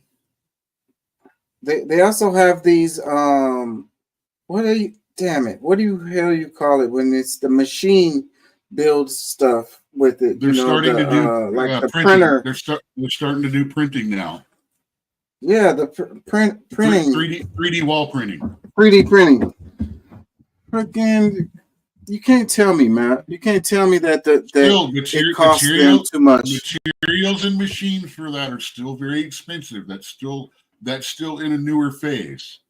We got about 10 years to go before that can start becoming a more of a standard. Let me read that some actually comments on takes this more one about skilled- Nevada. that actually It takes says, skilled "You, the labor." media, did a great job for Trump this time around. Good job. You screwed our country." Skilled labor. They used immigrants. The immigrants build the houses. Not They for pay 3D them printing. trash. Not for 3D printing. Instead of 5 Let me guys read another that don't know comment. It what says, they're doing, you got one guy that knows how to program and run the machine. All he needs is a helper, maybe to lay and clean some corners. It reduces the amount of people that are required to build the house quite significantly, which means less jobs.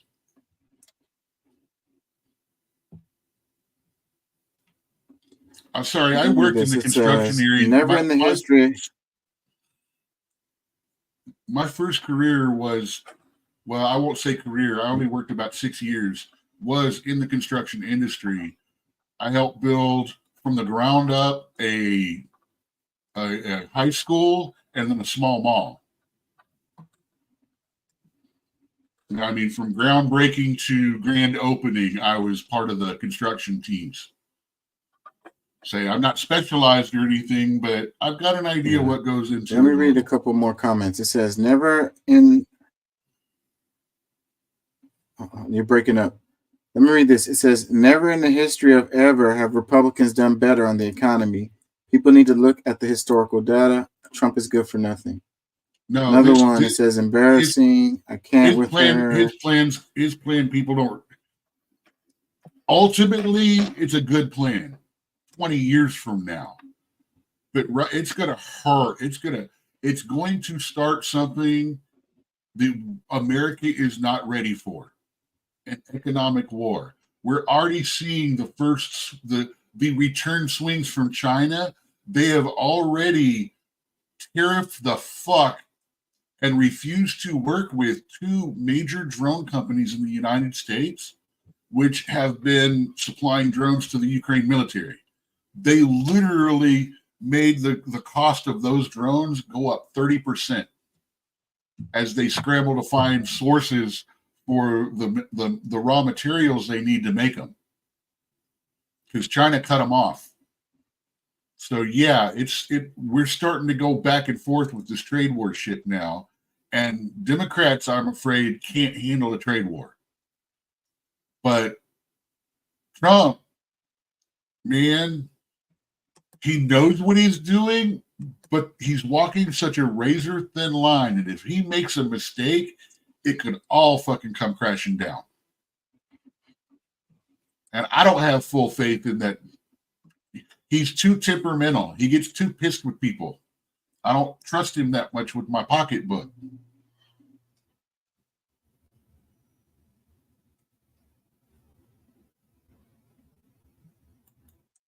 Is Trump saying he won? Check the numbers. Have they updated the numbers on the screen?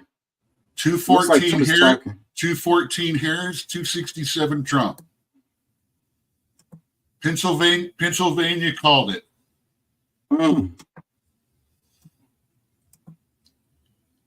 Yeah, Michigan, that's what they were waiting for. Pennsylvania. We got Michigan and Wisconsin. Okay, let's see.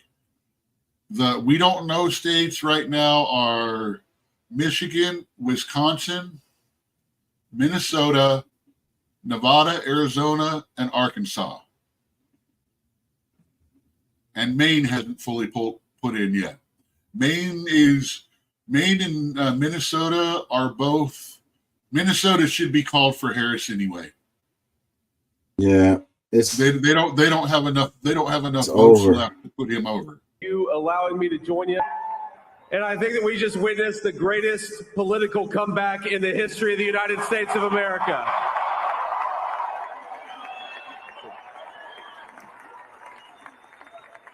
Yeah, Harris has to take President all Trump's the rest of the leadership, states. we're never going to stop fighting for you, for your dreams, for the future of your children, and after. Wait, what are you saying? You're breaking up. Political comeback in American history. We're going to lead the greatest. Wait, what were you saying? You're breaking up. You froze. Harris has to win every. Oh, you're there. I can hear you. Harris has to win every uncalled state to win. If she loses even one more state, it's over. Yeah, so that's why they're pretty much they're not calling it, but it's over. It's economic comeback in American history. Well, remember, it was like this last time. Yeah, so JD Vance has a bright future in politics. Oh yeah. He just became the shadow government's favorite Republican puppet. Yeah. He's the future of the Republican Party.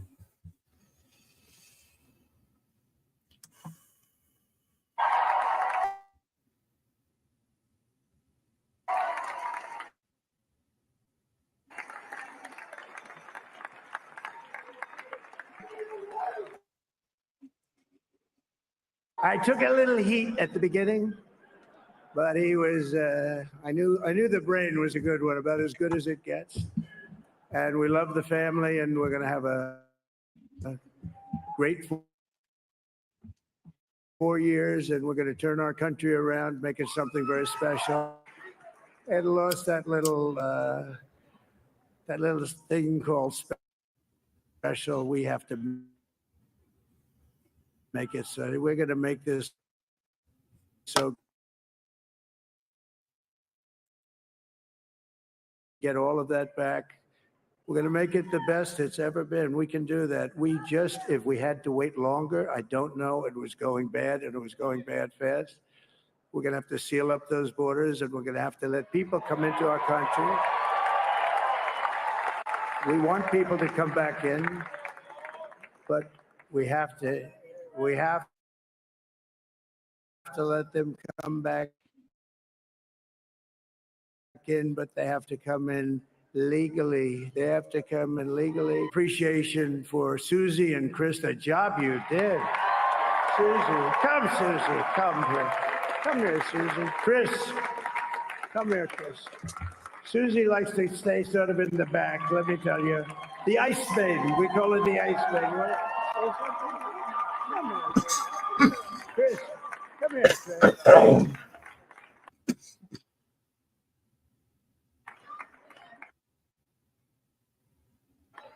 Susie likes to stay in the background. She's not in the background.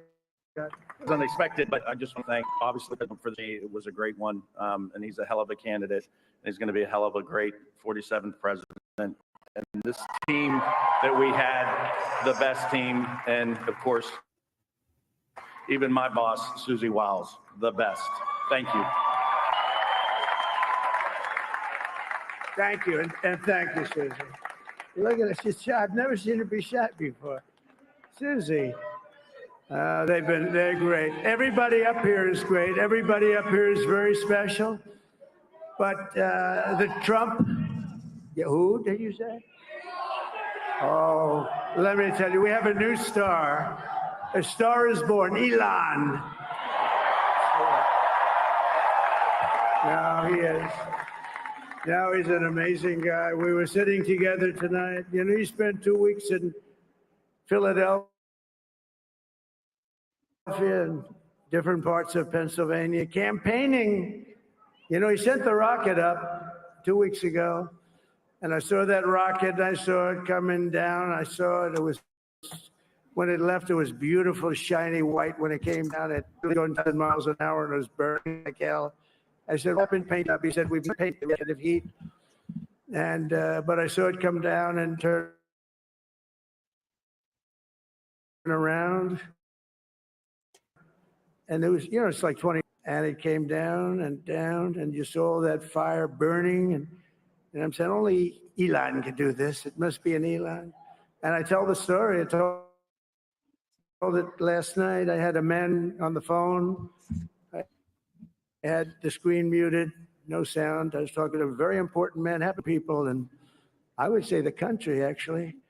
But, you know, I was president, and now it looks like I was going to be maybe president again, so I figured I could ask him to hold. So I asked him to hold, and especially because you're going to be president again, they hold. So I took the phone down, and I'm looking at the screen. I'm seeing this crazy thing that's going around and coming down. It looks like it's going to crash into the gantry. And I said, "Oh, no." And I said, "Do me a favor. Do you mind holding for a couple of minutes? I want to see this." I thought it was a space age. Didn't pick it up for 45 minutes anyway. But this spaceship came down, and I saw those engines firing, and it looked like it was over. It was going to smash, and then I saw the fire pour out on the left side, and it was straight, and it came down so gently, and then it wrapped those arms around it, and it held it, and just like you hold your baby at night, your little baby, and it was a beautiful thing to see. And I called Elon. I said, "Elon, was that you?" He said, "Yes, it was. The United States do it other than you. No, nobody can do that." I said, "That's why I love you, Elon. That's good." And you know, when we had the hurricane, and it a big water, as big as we've ever seen, water hurricane. It built lakes out of nothing. Fields became lakes, and the danger was unbelievable. And the people from North Carolina came to me and they said, "Would it be possible, at all possible, for you to speak to Elon Musk? We need Starlink." I said, "Well, Starlink, it's a form of outfit." He had it down. I called Elon Musk. I said, "Elon, you have something called Starlink, is that right?" "Yes, I do." "What the hell is it?" He said, "It's a communication system that's very good." I said, "Elon, they need it really, really badly in North Carolina. Can you get it?" He had that there so fast. It was incredible. So, and it was great. It saved a lot of lives. He saved a lot of lives. We have to protect our geniuses. We don't have that many of them. We have to protect our super geniuses. I want to thank some of the guys. You know, we have up here today, the U.S. Open champion. He's a fantastic golfer, slightly longer than me. It's the ball a little bit longer than me.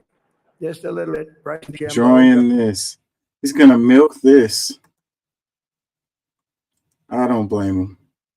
So the AP hasn't called it yet, have they? They probably won't actually call it until tomorrow, but they haven't updated. Nothing's updated yet since then. And I'm going to tell you, this time he slaughtered her. He slaughtered him in the popular vote as much as they did him last time. I'm telling you, Harris was a bad call. Yeah.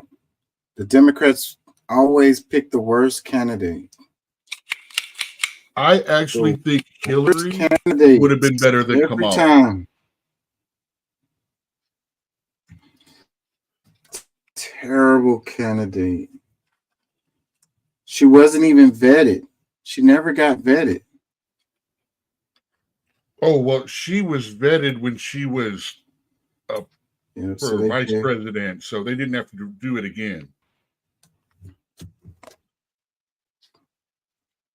It's like they didn't even actually take an official vote. All they did was go, does anyone want to, basically it was so does anyone want to speak out against her? And everyone's like, oh, nope. Can't say nothing here. Well, it was a few anxious days there that happened, but then she started raising so much money, and that's what did it. But I don't think that she was ever vetted. She got chosen to be the vice president. She didn't win no primaries. Technically, she won the primary unanimously. And technically, by what the Democratic Party says, no one voted against her. No one spoke against her. No one ran against her in the primary, so she was the one. That's BS. I think 2 or 3 people she ran made against a deal, her and even got less than 5%. A couple people ran against her, but got so low that it was inconsequential. They wanted her because she had the $97 million bank back in her pocket already. She had that. She started fundraising. She started fundraising on her own right away and started getting a lot of money. Well, but see, if it in wasn't the for primaries, her, it was the trick with the money. They had already raised $90-something million for the Harris Biden campaign. If she didn't stay as the primary ticket, they would have by law had to return all of that $90-something million. So technically, she started with $90 million in her pocket to be. It's like, I got $90 million on the table to make me the president. What does anyone else have? I mean, yeah. Well, the road they weren't giving up where that she money. goes back to the. It goes back to the primary when Biden came in all late. Like, Biden wasn't even running, and they were trying to keep Bernie out, and they all dropped out. Buttigieg, Kamala. Who was the other one? And all of them got they got seats in the Biden campaign. They got positions in the Biden cabinet. So, like, it was a deal struck. Yeah. For them She got less than 5%. She got less than 5% of the Democratic primary vote. Did not get a single delegate, yet became the vice presidential nominee. It was backroom deals that led to that, because that doesn't make any sense. It would have made sense for him to put. she called Biden a racist and probable rapist in a debate on live TV, and then after was made the vice presidential candidate, turned around and goes, "Oh, it was just politics." I mean, I wouldn't want that woman near my office. Yeah, that's BS. I wouldn't want her. I It wouldn't would have want her made in the sense same for damn. them for them to pick Bernie No, as the VP. two old white rich That men would have weren't gonna make it. made sense. They couldn't have won with. They built their campaign Well, around I think that diversity Bernie. too much that two old white men, the two rich old white men, would not have been able to win. Well, Bernie had a following, and he almost beat Biden, and it was like the establishment basically squashed him out, and they put Well, Kamala and Pete Buttigieg, and see, he's not. The funny thing is, he's not as left on the social issues as a lot of the Democratic Party is, but he's very big on the economic and government control issues. He's big on the government controlling and regulating everything. well, the result is, Kamala wasn't really vetted. She never gained much support, really, as far as from the voters, and they chose her as their candidate. So they shot themselves in the foot Yeah, just like they by did with Hillary. choosing a candidate that same thing. They don't learn. See, They don't Hillary, freaking learn. if they were smart, they would have kept Bernie and run Hillary as vice president against Trump the first campaign. Because she really is Republican light and not Democrat. And that would have been a good control for Bernie being so far left. That would have been a good ticket, and she checked the woman box really, really well.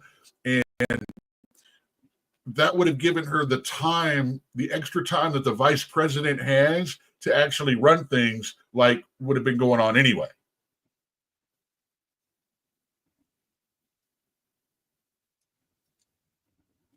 Yep. And Bernie would have won. Yeah, a Bernie Hillary ticket would have won as Well, long as she this wasn't is the over. Look president. at all of this. Yeah. Look at all this red on this map, man. Well, it always looks a lot like that because you got to remember there's a lot of low point states that are red states. A lot of 2s, 3s, 4 Yeah. votes. Yeah. I But it's mean, if looking you'll like he's notice, going to take. if you'll notice, Democratic wins tend to be all of the New England states and all of the ones right there around the Great Lakes area, and then the West Coast. All the highest, densest. They get so many points on the Electoral College because they win the most populated states. Texas New York, Texas and Florida. California. Texas and Florida are the only two large states with large city populations that don't lean mostly blue. And I think it's because Texas is full of rural areas. Florida too. But it's looking like he's going to get Nevada and Arizona, Wisconsin and Michigan too. You're going to have to call this a landslide for him. Yeah, Wisconsin should go ahead and call it. There's not enough. Well, yeah, no. There's still 10% of the votes, and they're only 80,000 apart. So there's still a good 100. There's still a good 100,000 votes out there. Arizona's only half reporting. It's still going to be close. Nevada's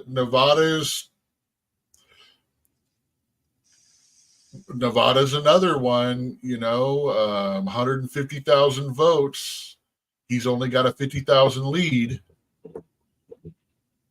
Alaska always goes red. So that's not a question. He's got Alaska.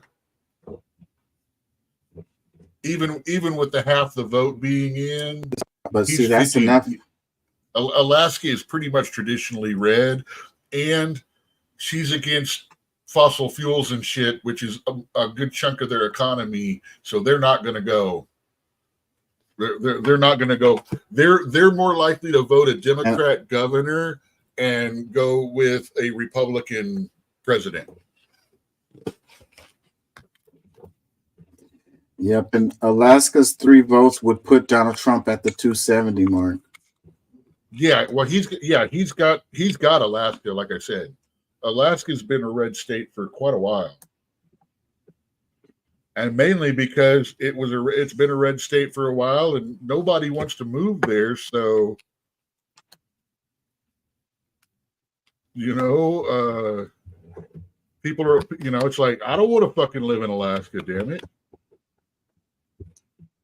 But that state's got the closest to minimum free income of any of them, because the state itself makes a shitload of money off of land leases and stuff like that, and the surplus that they have every year, they divide it amongst the people and give them a check.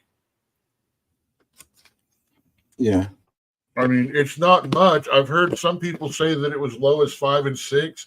And I've heard some people say that on certain years they made as much as $2,000 to $5,000. But yeah, I saw one that said it was like over $2,000. I don't know. I think that was a recent year. I think it's tied to $2,500, $2,600 something. Yeah, I think it's tied to the price of oil or how much oil is pulled from the reserves there. That sounds a lot like a socialist communist country, though. Well, what it does is it entices people to go up and live in an environment where they need people and people don't really want to go.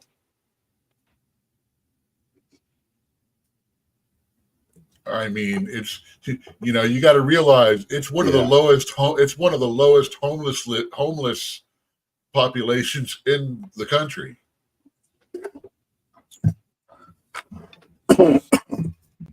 Yeah, but when a country like Venezuela does the same thing, is looked down upon as communism and socialism. No, when the government of the we do the same thing in Alaska. When the government comes in and takes control of all the facilities, all the mines, all the drills, and all that from the companies, and kicks every American out of the country, we react. It's nowhere near the same thing. Say the Alaskan government. No, the Alaskan government didn't go in after all the companies built all this shit and then took it away from them and kicked them out and started running it themselves and then paying their fucking government party, spending it all on the government. See, there is a big difference. They stole the facilities. They stole the mines. They said, come on, build it. All this money was spent. All this stuff was agreed on. And then they literally forced them out by gunpoint and killed a lot of people and just took it. Fuck you. It's ours now. This is the way it's going to be. Yes.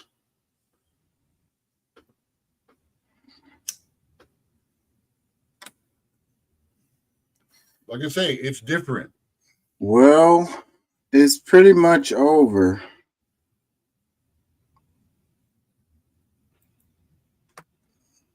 See, this is the one, Georgia, right here. This is what I was talking about. Let me play this. The house is building up. It's 170 Dem, 192 GOP, and it's only two. It's only 218 We for had a majority. 177 each one. That wouldn't have been possible without the help of every law enforcement agency within Fulton County coming together to make that happen. We planned heavily for the incident of a bomb threat being called in. And it's a good thing we did, because that's the only thing that happened today was 32 bomb threats at different polling locations. 32. We were able to clear 27 of them very quickly without the need for an evacuation. 5 This of is them, Georgia, the polls were right? temporarily closed down at the poll manager's Yeah. request while we conducted the sweep, and they were reopened. We don't know where the threats came from at this point, and it is an active investigation, but we do intend on doing our best to locate who made the threats and prosecute them fully. We had 100. It says late day bomb threats disrupted voting at several more polling sites in Georgia, prompting precautionary evacuations during the last window for in-person voting. DeKalb County, which encompasses part of the Atlanta area, is in the process of seeking an order that would extend voting hours at affected polling places. Georgia polls were scheduled to close at 7 p.m. Earlier, officials said that hours were extended at a few polling stations after a fake bomb threat disrupted voting, including in Fulton County, the state's most populous county that includes most of Atlanta. So that's fair. There was bomb threats, and they kept those polling locations open, not across the whole state. Fair play. Good call. I like to see that.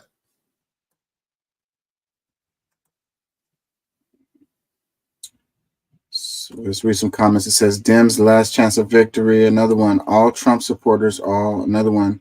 Wouldn't expect anything less from Marjorie Taylor Greenville. Another one. Russia interfering in the election. People went home without voting in Georgia. About Russia are hilarious. Like, don't you have any substance to provide? Another one. Those were sent by Russia. Vladimir Putin called Elon and requested he shut off Starlink over Taiwan per the wishes of China. Elon absolutely did as he was asked. Elon and Trump are on a one-on-one communication basis with Moscow. Like, where do these people, how do they know this? Like, do you work for the Secret Service, bro? Like, how the hell you get all of this information? You know, where'd you get this data from, bro? Like, that's a lot. Like, that's what I'd be having a problem when people do like these conspiracy theories, and then it's all complex and it's like all of these moving parts and stuff, and you believe that this people, you can't even get state agencies to work with federal agencies. You can't even get local municipalities like the police, like the HPD is not finna cooperate with KDISD very well. You know what I mean? Like Jersey Village Police is not gonna work well with HPD or Beaumont PD or whatever. You get what I'm saying? They don't work well together. So this guy is saying, he says, those were sent by Russia. Vladimir Putin called Elon and requested he shut off Starlink over Taiwan per the wishes of China. So you got Russia, China, Elon, all working together. He says Elon absolutely did. This is a bot post. This is a disinformation. Then it says post. Then it says Elon and Trump are on one-on-one communication basis with Moscow. And then look, the very next one. Oh, it's the same guy. It says Russia was okay. He did not shut off. He did Russia not shut off Starlink. The source of, he did not shut off Starlink over Taiwan.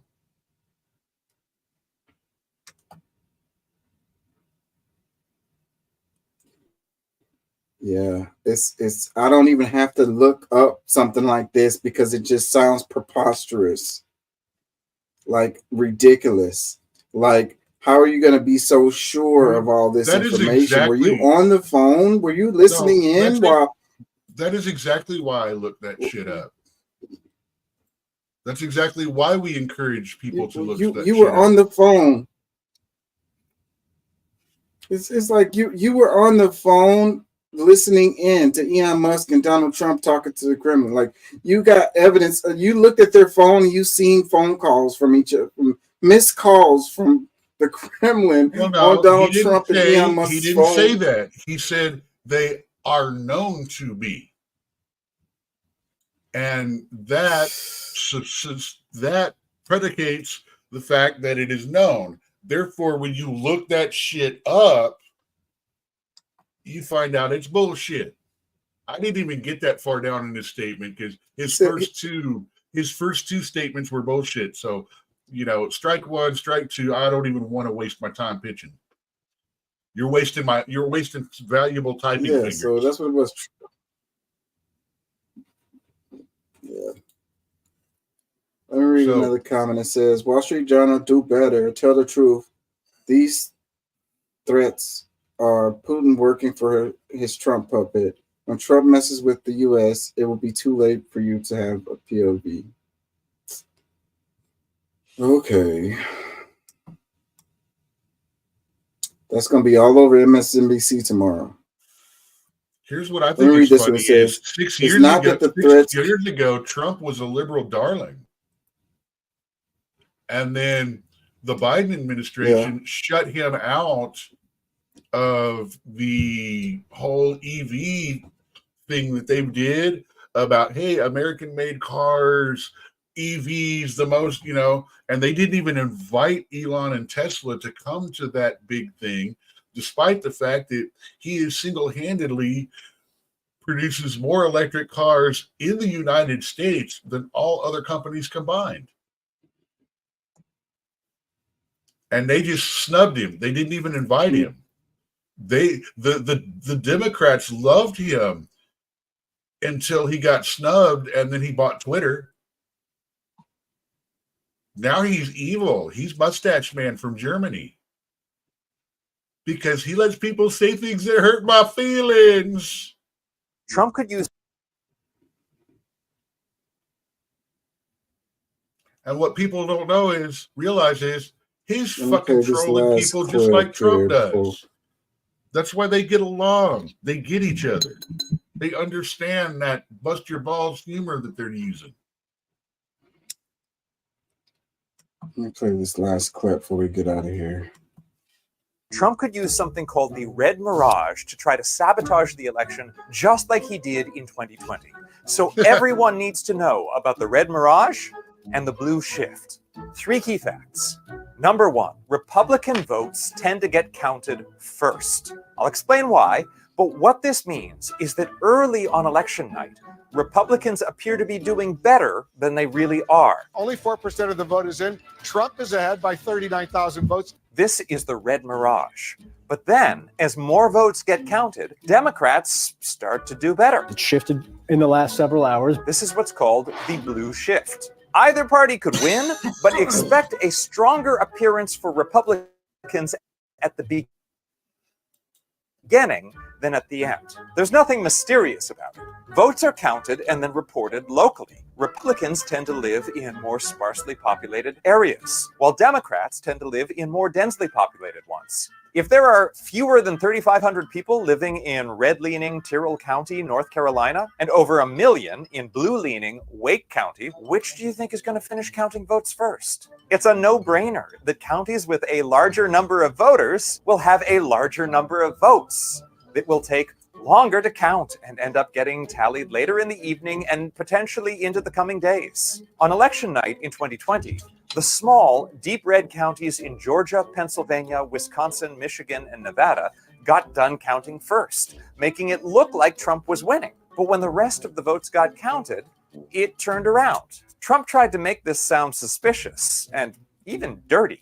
This election was over, and then they did dumps. They call them dumps, big, massive dumps. And all of a sudden, I went from winning by a lot to losing by a little. But there's nothing out of the ordinary about the Red Mirage or Blue Shift, as the former political director of Fox News has testified. In every election, and certainly a national election, you expect to see the Republican with a lead, but it's not really a lead. So this Red Mirage, that's really what you expected to happen on election night. Happens every time. And this phenomenon has been compounded by Republican-controlled legislatures seemingly strategically reducing polling places in communities they perceive as more likely to vote Democratic.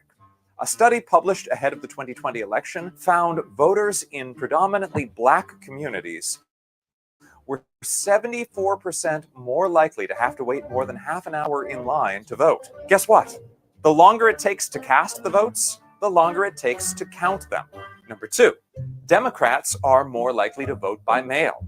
In Pennsylvania this year, there have been more than twice as many mail-in ballot requests from registered Democrats as Republicans. Mail-in ballots already take longer to count, but in many states, Republicans have imposed rules to make it take even longer. Pennsylvania and Wisconsin are among the states where no matter how early the mail-in ballots are received, they can't even be processed until Election Day itself. In Pennsylvania, 1.7 million people have requested mail-in ballots this year. How long do you think it takes just to open 1.7 million envelopes? Number three, Trump is likely to use the red mirage on election night to prematurely declare victory while the majority of votes are still being counted. That is exactly what he did in 2020. Frankly, we did win this election. And evidence brought to light by the January 6th committee suggests this was a premeditated plot. We also interviewed Brad Parscale, President Trump's former campaign manager. He told us he understood that President Trump planned as early as July that he would say he won the election even if he lost. In 2020, Trump tried to falsely claim that votes counted earlier in the night were somehow more legitimate than those counted later. He claimed that because he understood that the votes counted first would disproportionately come from his supporters. The red mirage is called a mirage because if you don't understand it, it's easy to be confused by it. That's why it's important that people know about it before any of the votes are counted, so no one is surprised by it. So please, share this video. Yeah, well, it doesn't matter now because Trump won. Let's see what they called. Did the AP call it yet? Not yet. They still haven't called it. What I think they're is gonna call it. happening, what I think is happening right now is none of the states want to end their tally to be the state that put him over the edge.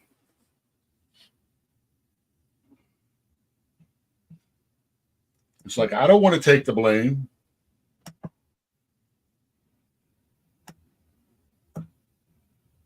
Yeah.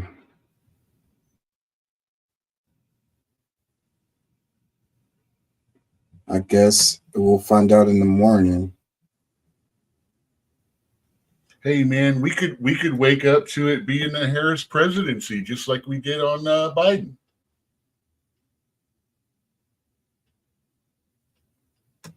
It could. It. What would be the path for that? So, if she'd have to win all the remaining ones, right? Wait, but that won't be enough. Let's see. Michigan at 15, Wisconsin at 10. She doesn't look like she's going to win either one of those. Nevada is 6 and Arizona is 11. What's the math on that?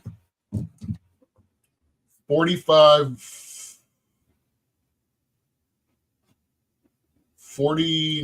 votes, so 50-ish votes are undeclared right now. So that would put her at 274 or 273.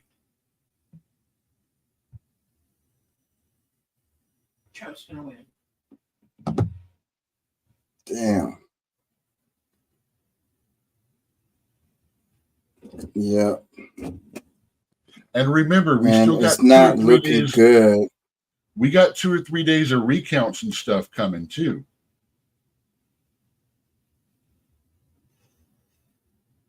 Because both parties plan on ends up challenging being so any. close, where it's even if it comes.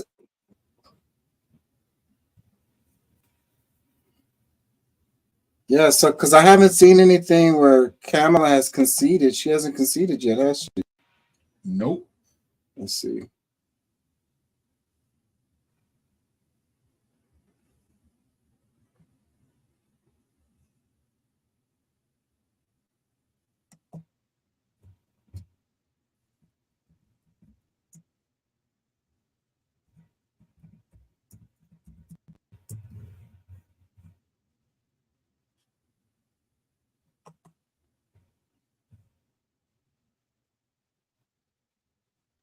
Let's see.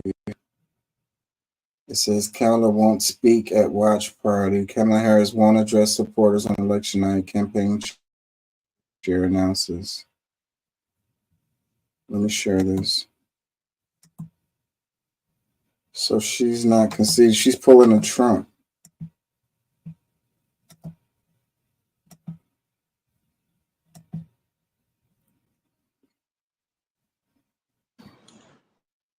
We still have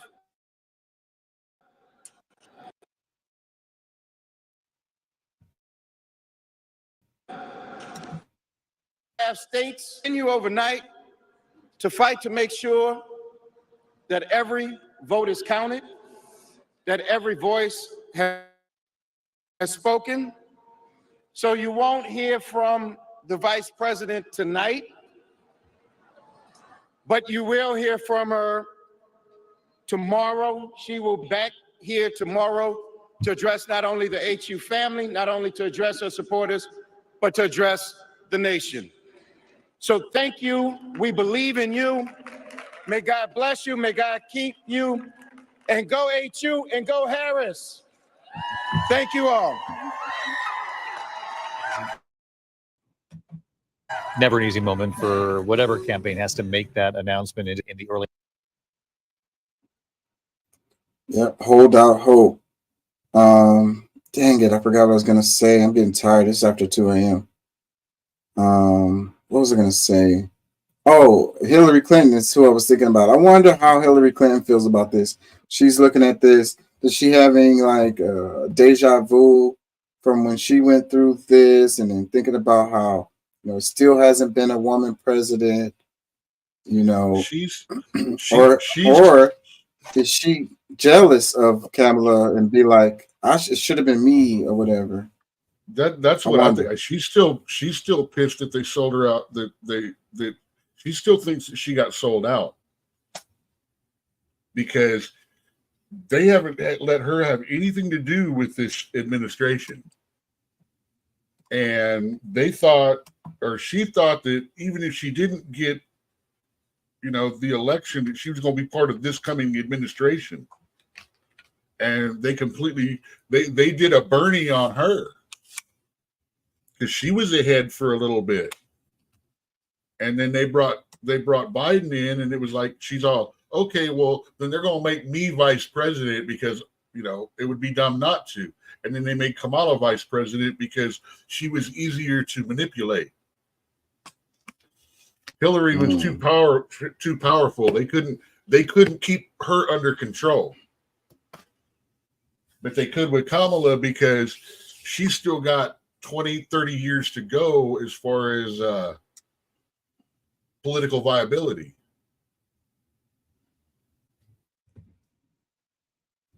She'll probably be the candidate next time. Or at least she'll actually maybe have to run for it this time. Clinton? No, Harris. I think Hillary's done.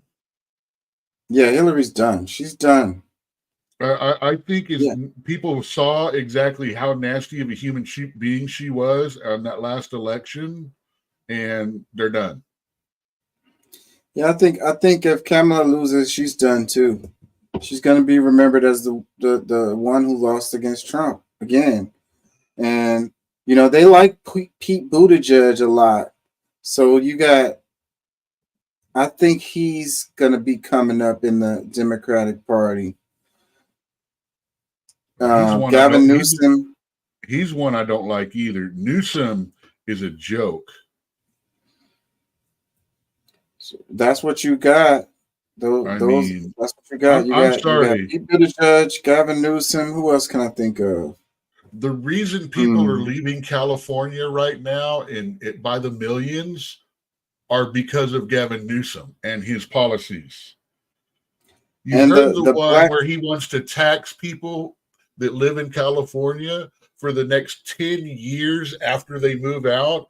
He wants to say that they're still subject to California taxes. I never heard that. Yes, dude. I the talked black about it guy. on the show. You said you didn't believe me. I pulled the receipts up, but it never went anywhere. There's a black guy who was the minority leader. What is his name? He's a really good fundraiser too.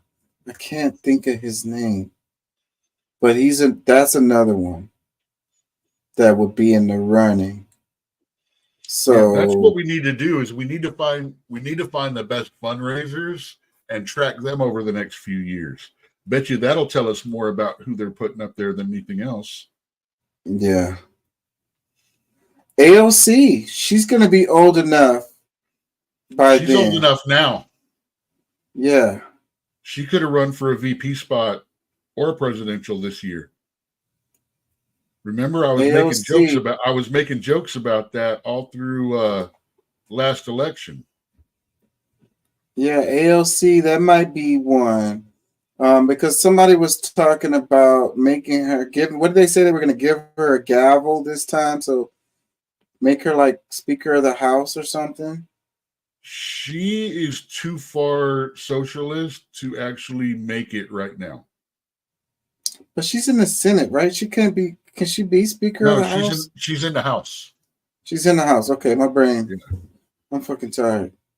But yeah, so yeah, her being the Speaker of the House, that'd be a powerful position, and that would be putting her in, the position to go in that direction.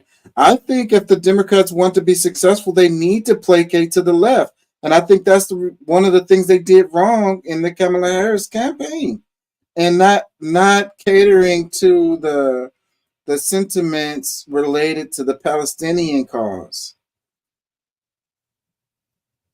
Besides her being a terrible candidate. The Democrats need to stop calling Republicans Hitler as they denounce Israel. It's not a good view. It's not a good picture. Yeah. Well, I think one of the things they did wrong in the campaign is they were looking for voters from the right. Like, they really thought some of these Trump supporters was going to switch over and vote for Kamala. Maybe some of them did, but not in enough numbers for them to win. They had a much larger pool of voters who were disinfected, like the Bernie supporters, and the people who were protesting the Palestinian But the problem situation. is catering to those votes will cost them that 20% moderate, that 10-15% moderate vote, only to pick up about 5 to 8%. I think it's way more votes on the left side than it is on the right for the Democrats. That's what I think. Curtis is talking about Trump won. Yeah, basically he did. I mean, he's already done a speech. We're pretty as it looks now. AP hasn't called it. I haven't been on YouTube. I'll probably get on there after I get off the show, but I don't know if anybody else has called it for Trump. But Trump is basically saying he won, but he's short like 3. Officially, short 1. It cannot be called till all votes are in. Well, he's only Officially. short. He's only short like okay. one. AP, one remember, electoral AP calling the election is not the election being won, because they called it on last time. And then Biden, they called the election in Trump favor. And the next morning we woke up and Biden was the president. Yeah. So everybody's scared to call it. That's why I'm saying. That's why I think we're not updating. I don't think anyone wants to be the one I don't think any state wants to be the one that gives him that 270 or over. Yeah. So like no, we don't want to be the one that flips him. Right now it has. Here, let me pull it up. It has Trump right on the edge. I'll tell you, for streaming purposes and stuff, You should 267. probably run your browser in dark mode because it'll make it easier to see. Yeah, my Do that. Yeah, StreamYard do that some other time. screen is in dark mode. But yeah, so right now it's at Donald Trump 267 and Kamala 224. Basically, Kamala has to win every single state that's left to win, including including Alaska, right? Which is traditionally. Can she do it without Alaska? No, she cannot. Well, I think maybe she can, I think it because puts her right. because if Trump, well, I think she needs Alaska too, because if Trump gets Alaska, it puts him over. But we have to worry about some of these states that they have There's called 40. for. There's 49 points left.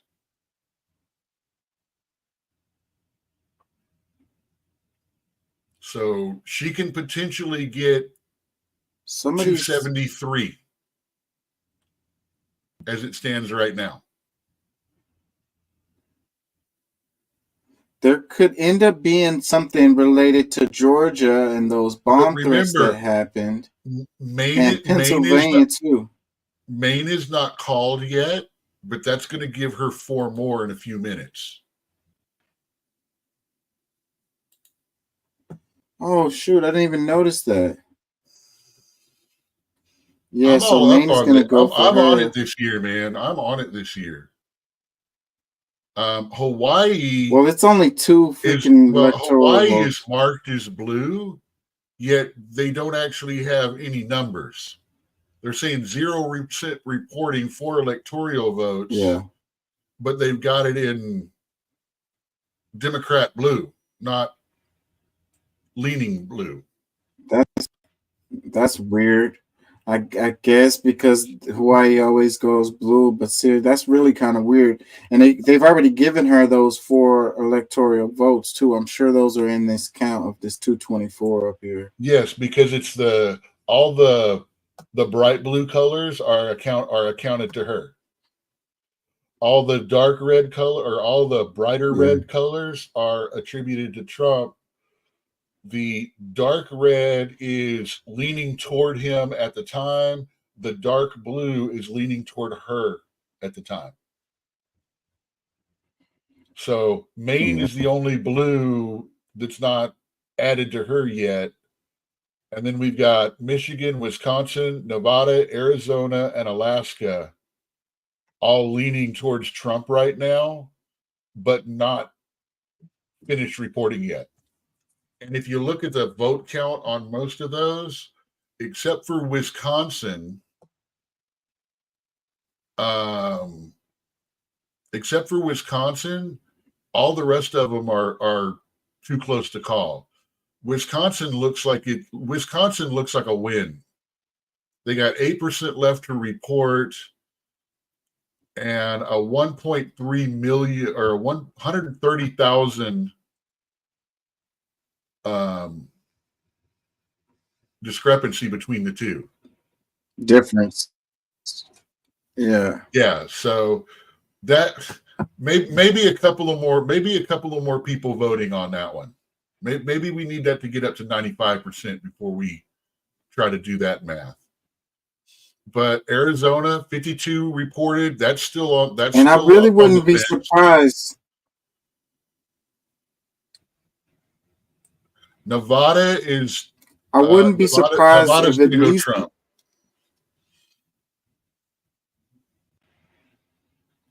I wouldn't be surprised if one of these ones that they've already called for Trump ends up not being Trump. Georgia's the one I was looking at. I mean, it'd be a miracle. Remember, but last year it was like 12 to 20. Last time it was 12 to 20,000 votes made a difference. Almost every state has a much larger, putting your finger on the scale. Is it going to change it enough and not get caught? Yeah. Because when she's won pretty solidly.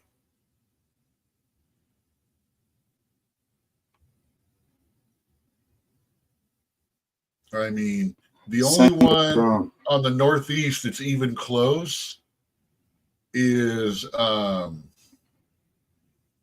New Hampshire. And they've got They were 11. saying that Iowa was in play.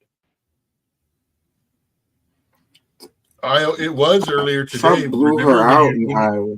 When you started, though, when we started on the earlier show, it was a much different. It was still pretty much up for grabs.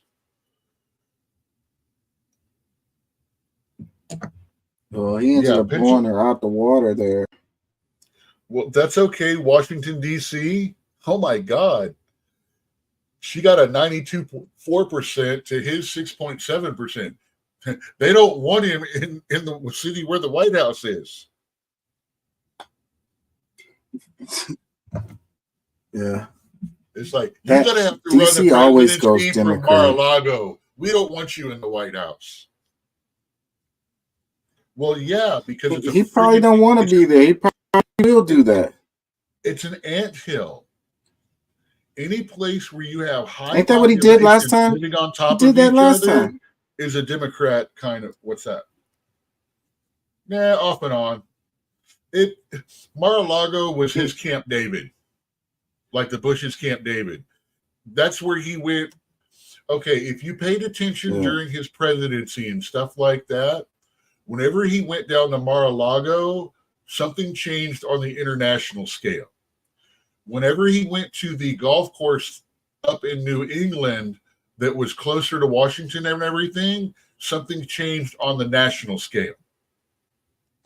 So if you watched where he was golfing, you could tell when a new policy was going to come out within the next couple of weeks.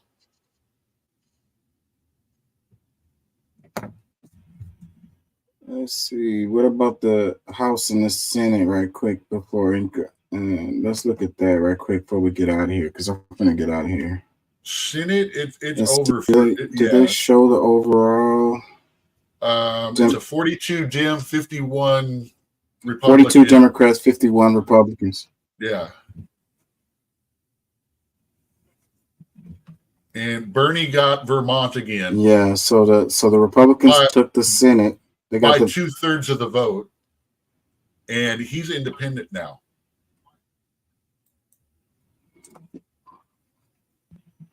Yeah, that's not surprising. So they're gonna have control of the Senate with the majority, the 51 majority that they need. Let's The look at House, the House is looking scary too, man. The House has a lot of red counties, not a lot of red places not reporting yet, but a lot of Democrat places not reporting yet too. But majority only takes what? Yeah, so right now it sits at 193 Republican, 173 Democrat, And I with can't tell how many. 69 to be called. I can't tell how many open seats there are still left. They had that in there the other night. It They says had, you could hover over 69, no, 218. 218 for majority. But that gray bar, we don't know how many seats that encompasses total.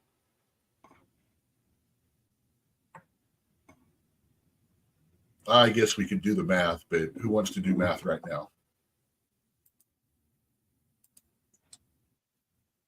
Yeah, it's 2:30 in the morning. I definitely don't want to do math. The governors went 20 out of the 50 different The governor seats, races. 23 went Dem, 27 went Republican. That actually surprised me.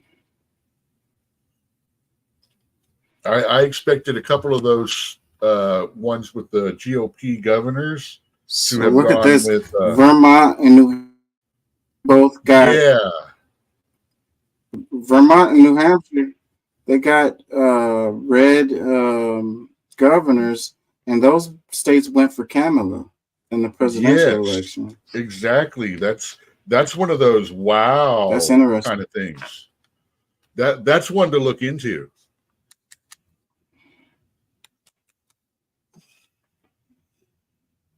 I know what my brain's going to Yeah, be I want to doing look later. at that later for a later show. Yeah.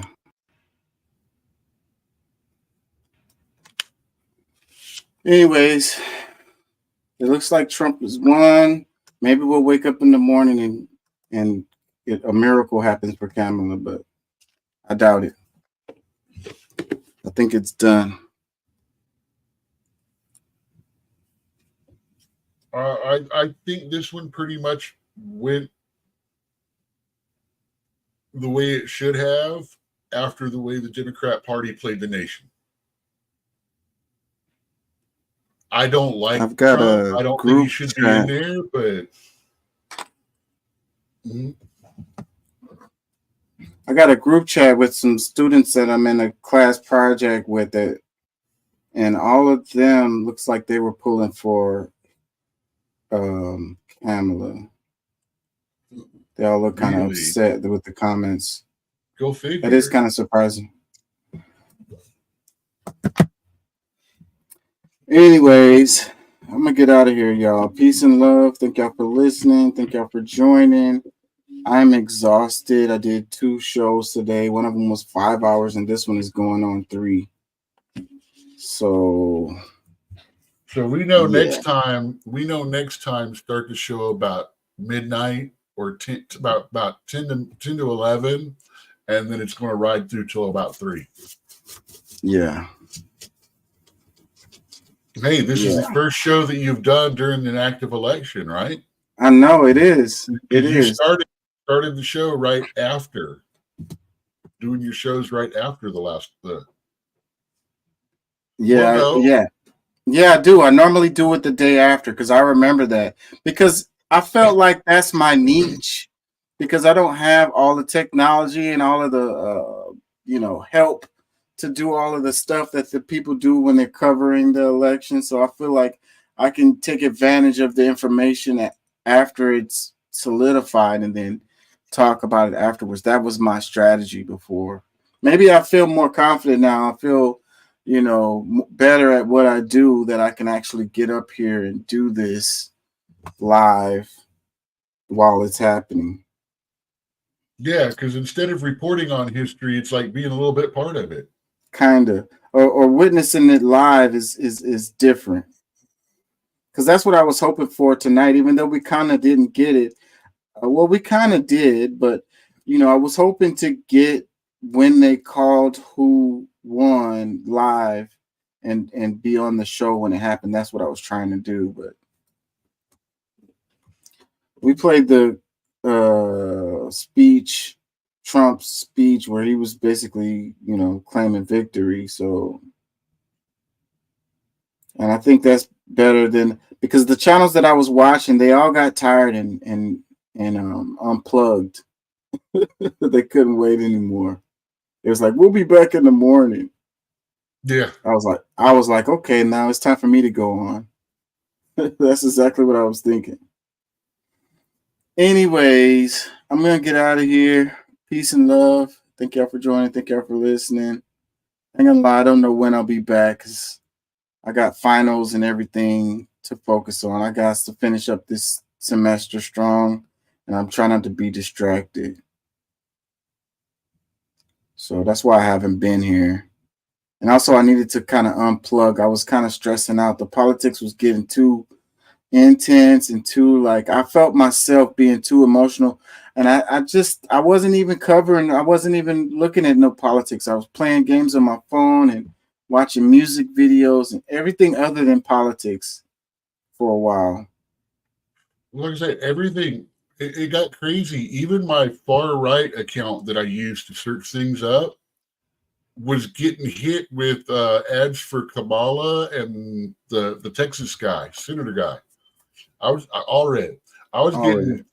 was getting vote for us, we need money ads on hard right shit, stuff that, The hard right stuff, the stuff that are just as dumb as the hard left stuff. Yeah. You know, the ones that like Trump is a god. He's sent to us by God and is blessed by angels to take us out of this darkness. I know. Kind of people. Yeah. Hey, they drive me just as nuts as the ones on the left that I talk about. Yeah. I just They're don't crazy. talk about them as much because you have that covered for us here on the show. Yeah, they're crazy. They're crazy as hell on both sides. You got them And then extremists. Pat being right there at the borderline of it, showing us the example once in a while. Yeah, that's true. With the videos be sharing in the group chat sometimes. I think that sometimes Pat doesn't really, believe those. He just be sharing them to be like, look at this crazy shit that they sharing. Anyways, let me get out of here. Peace. All right. Peace, love,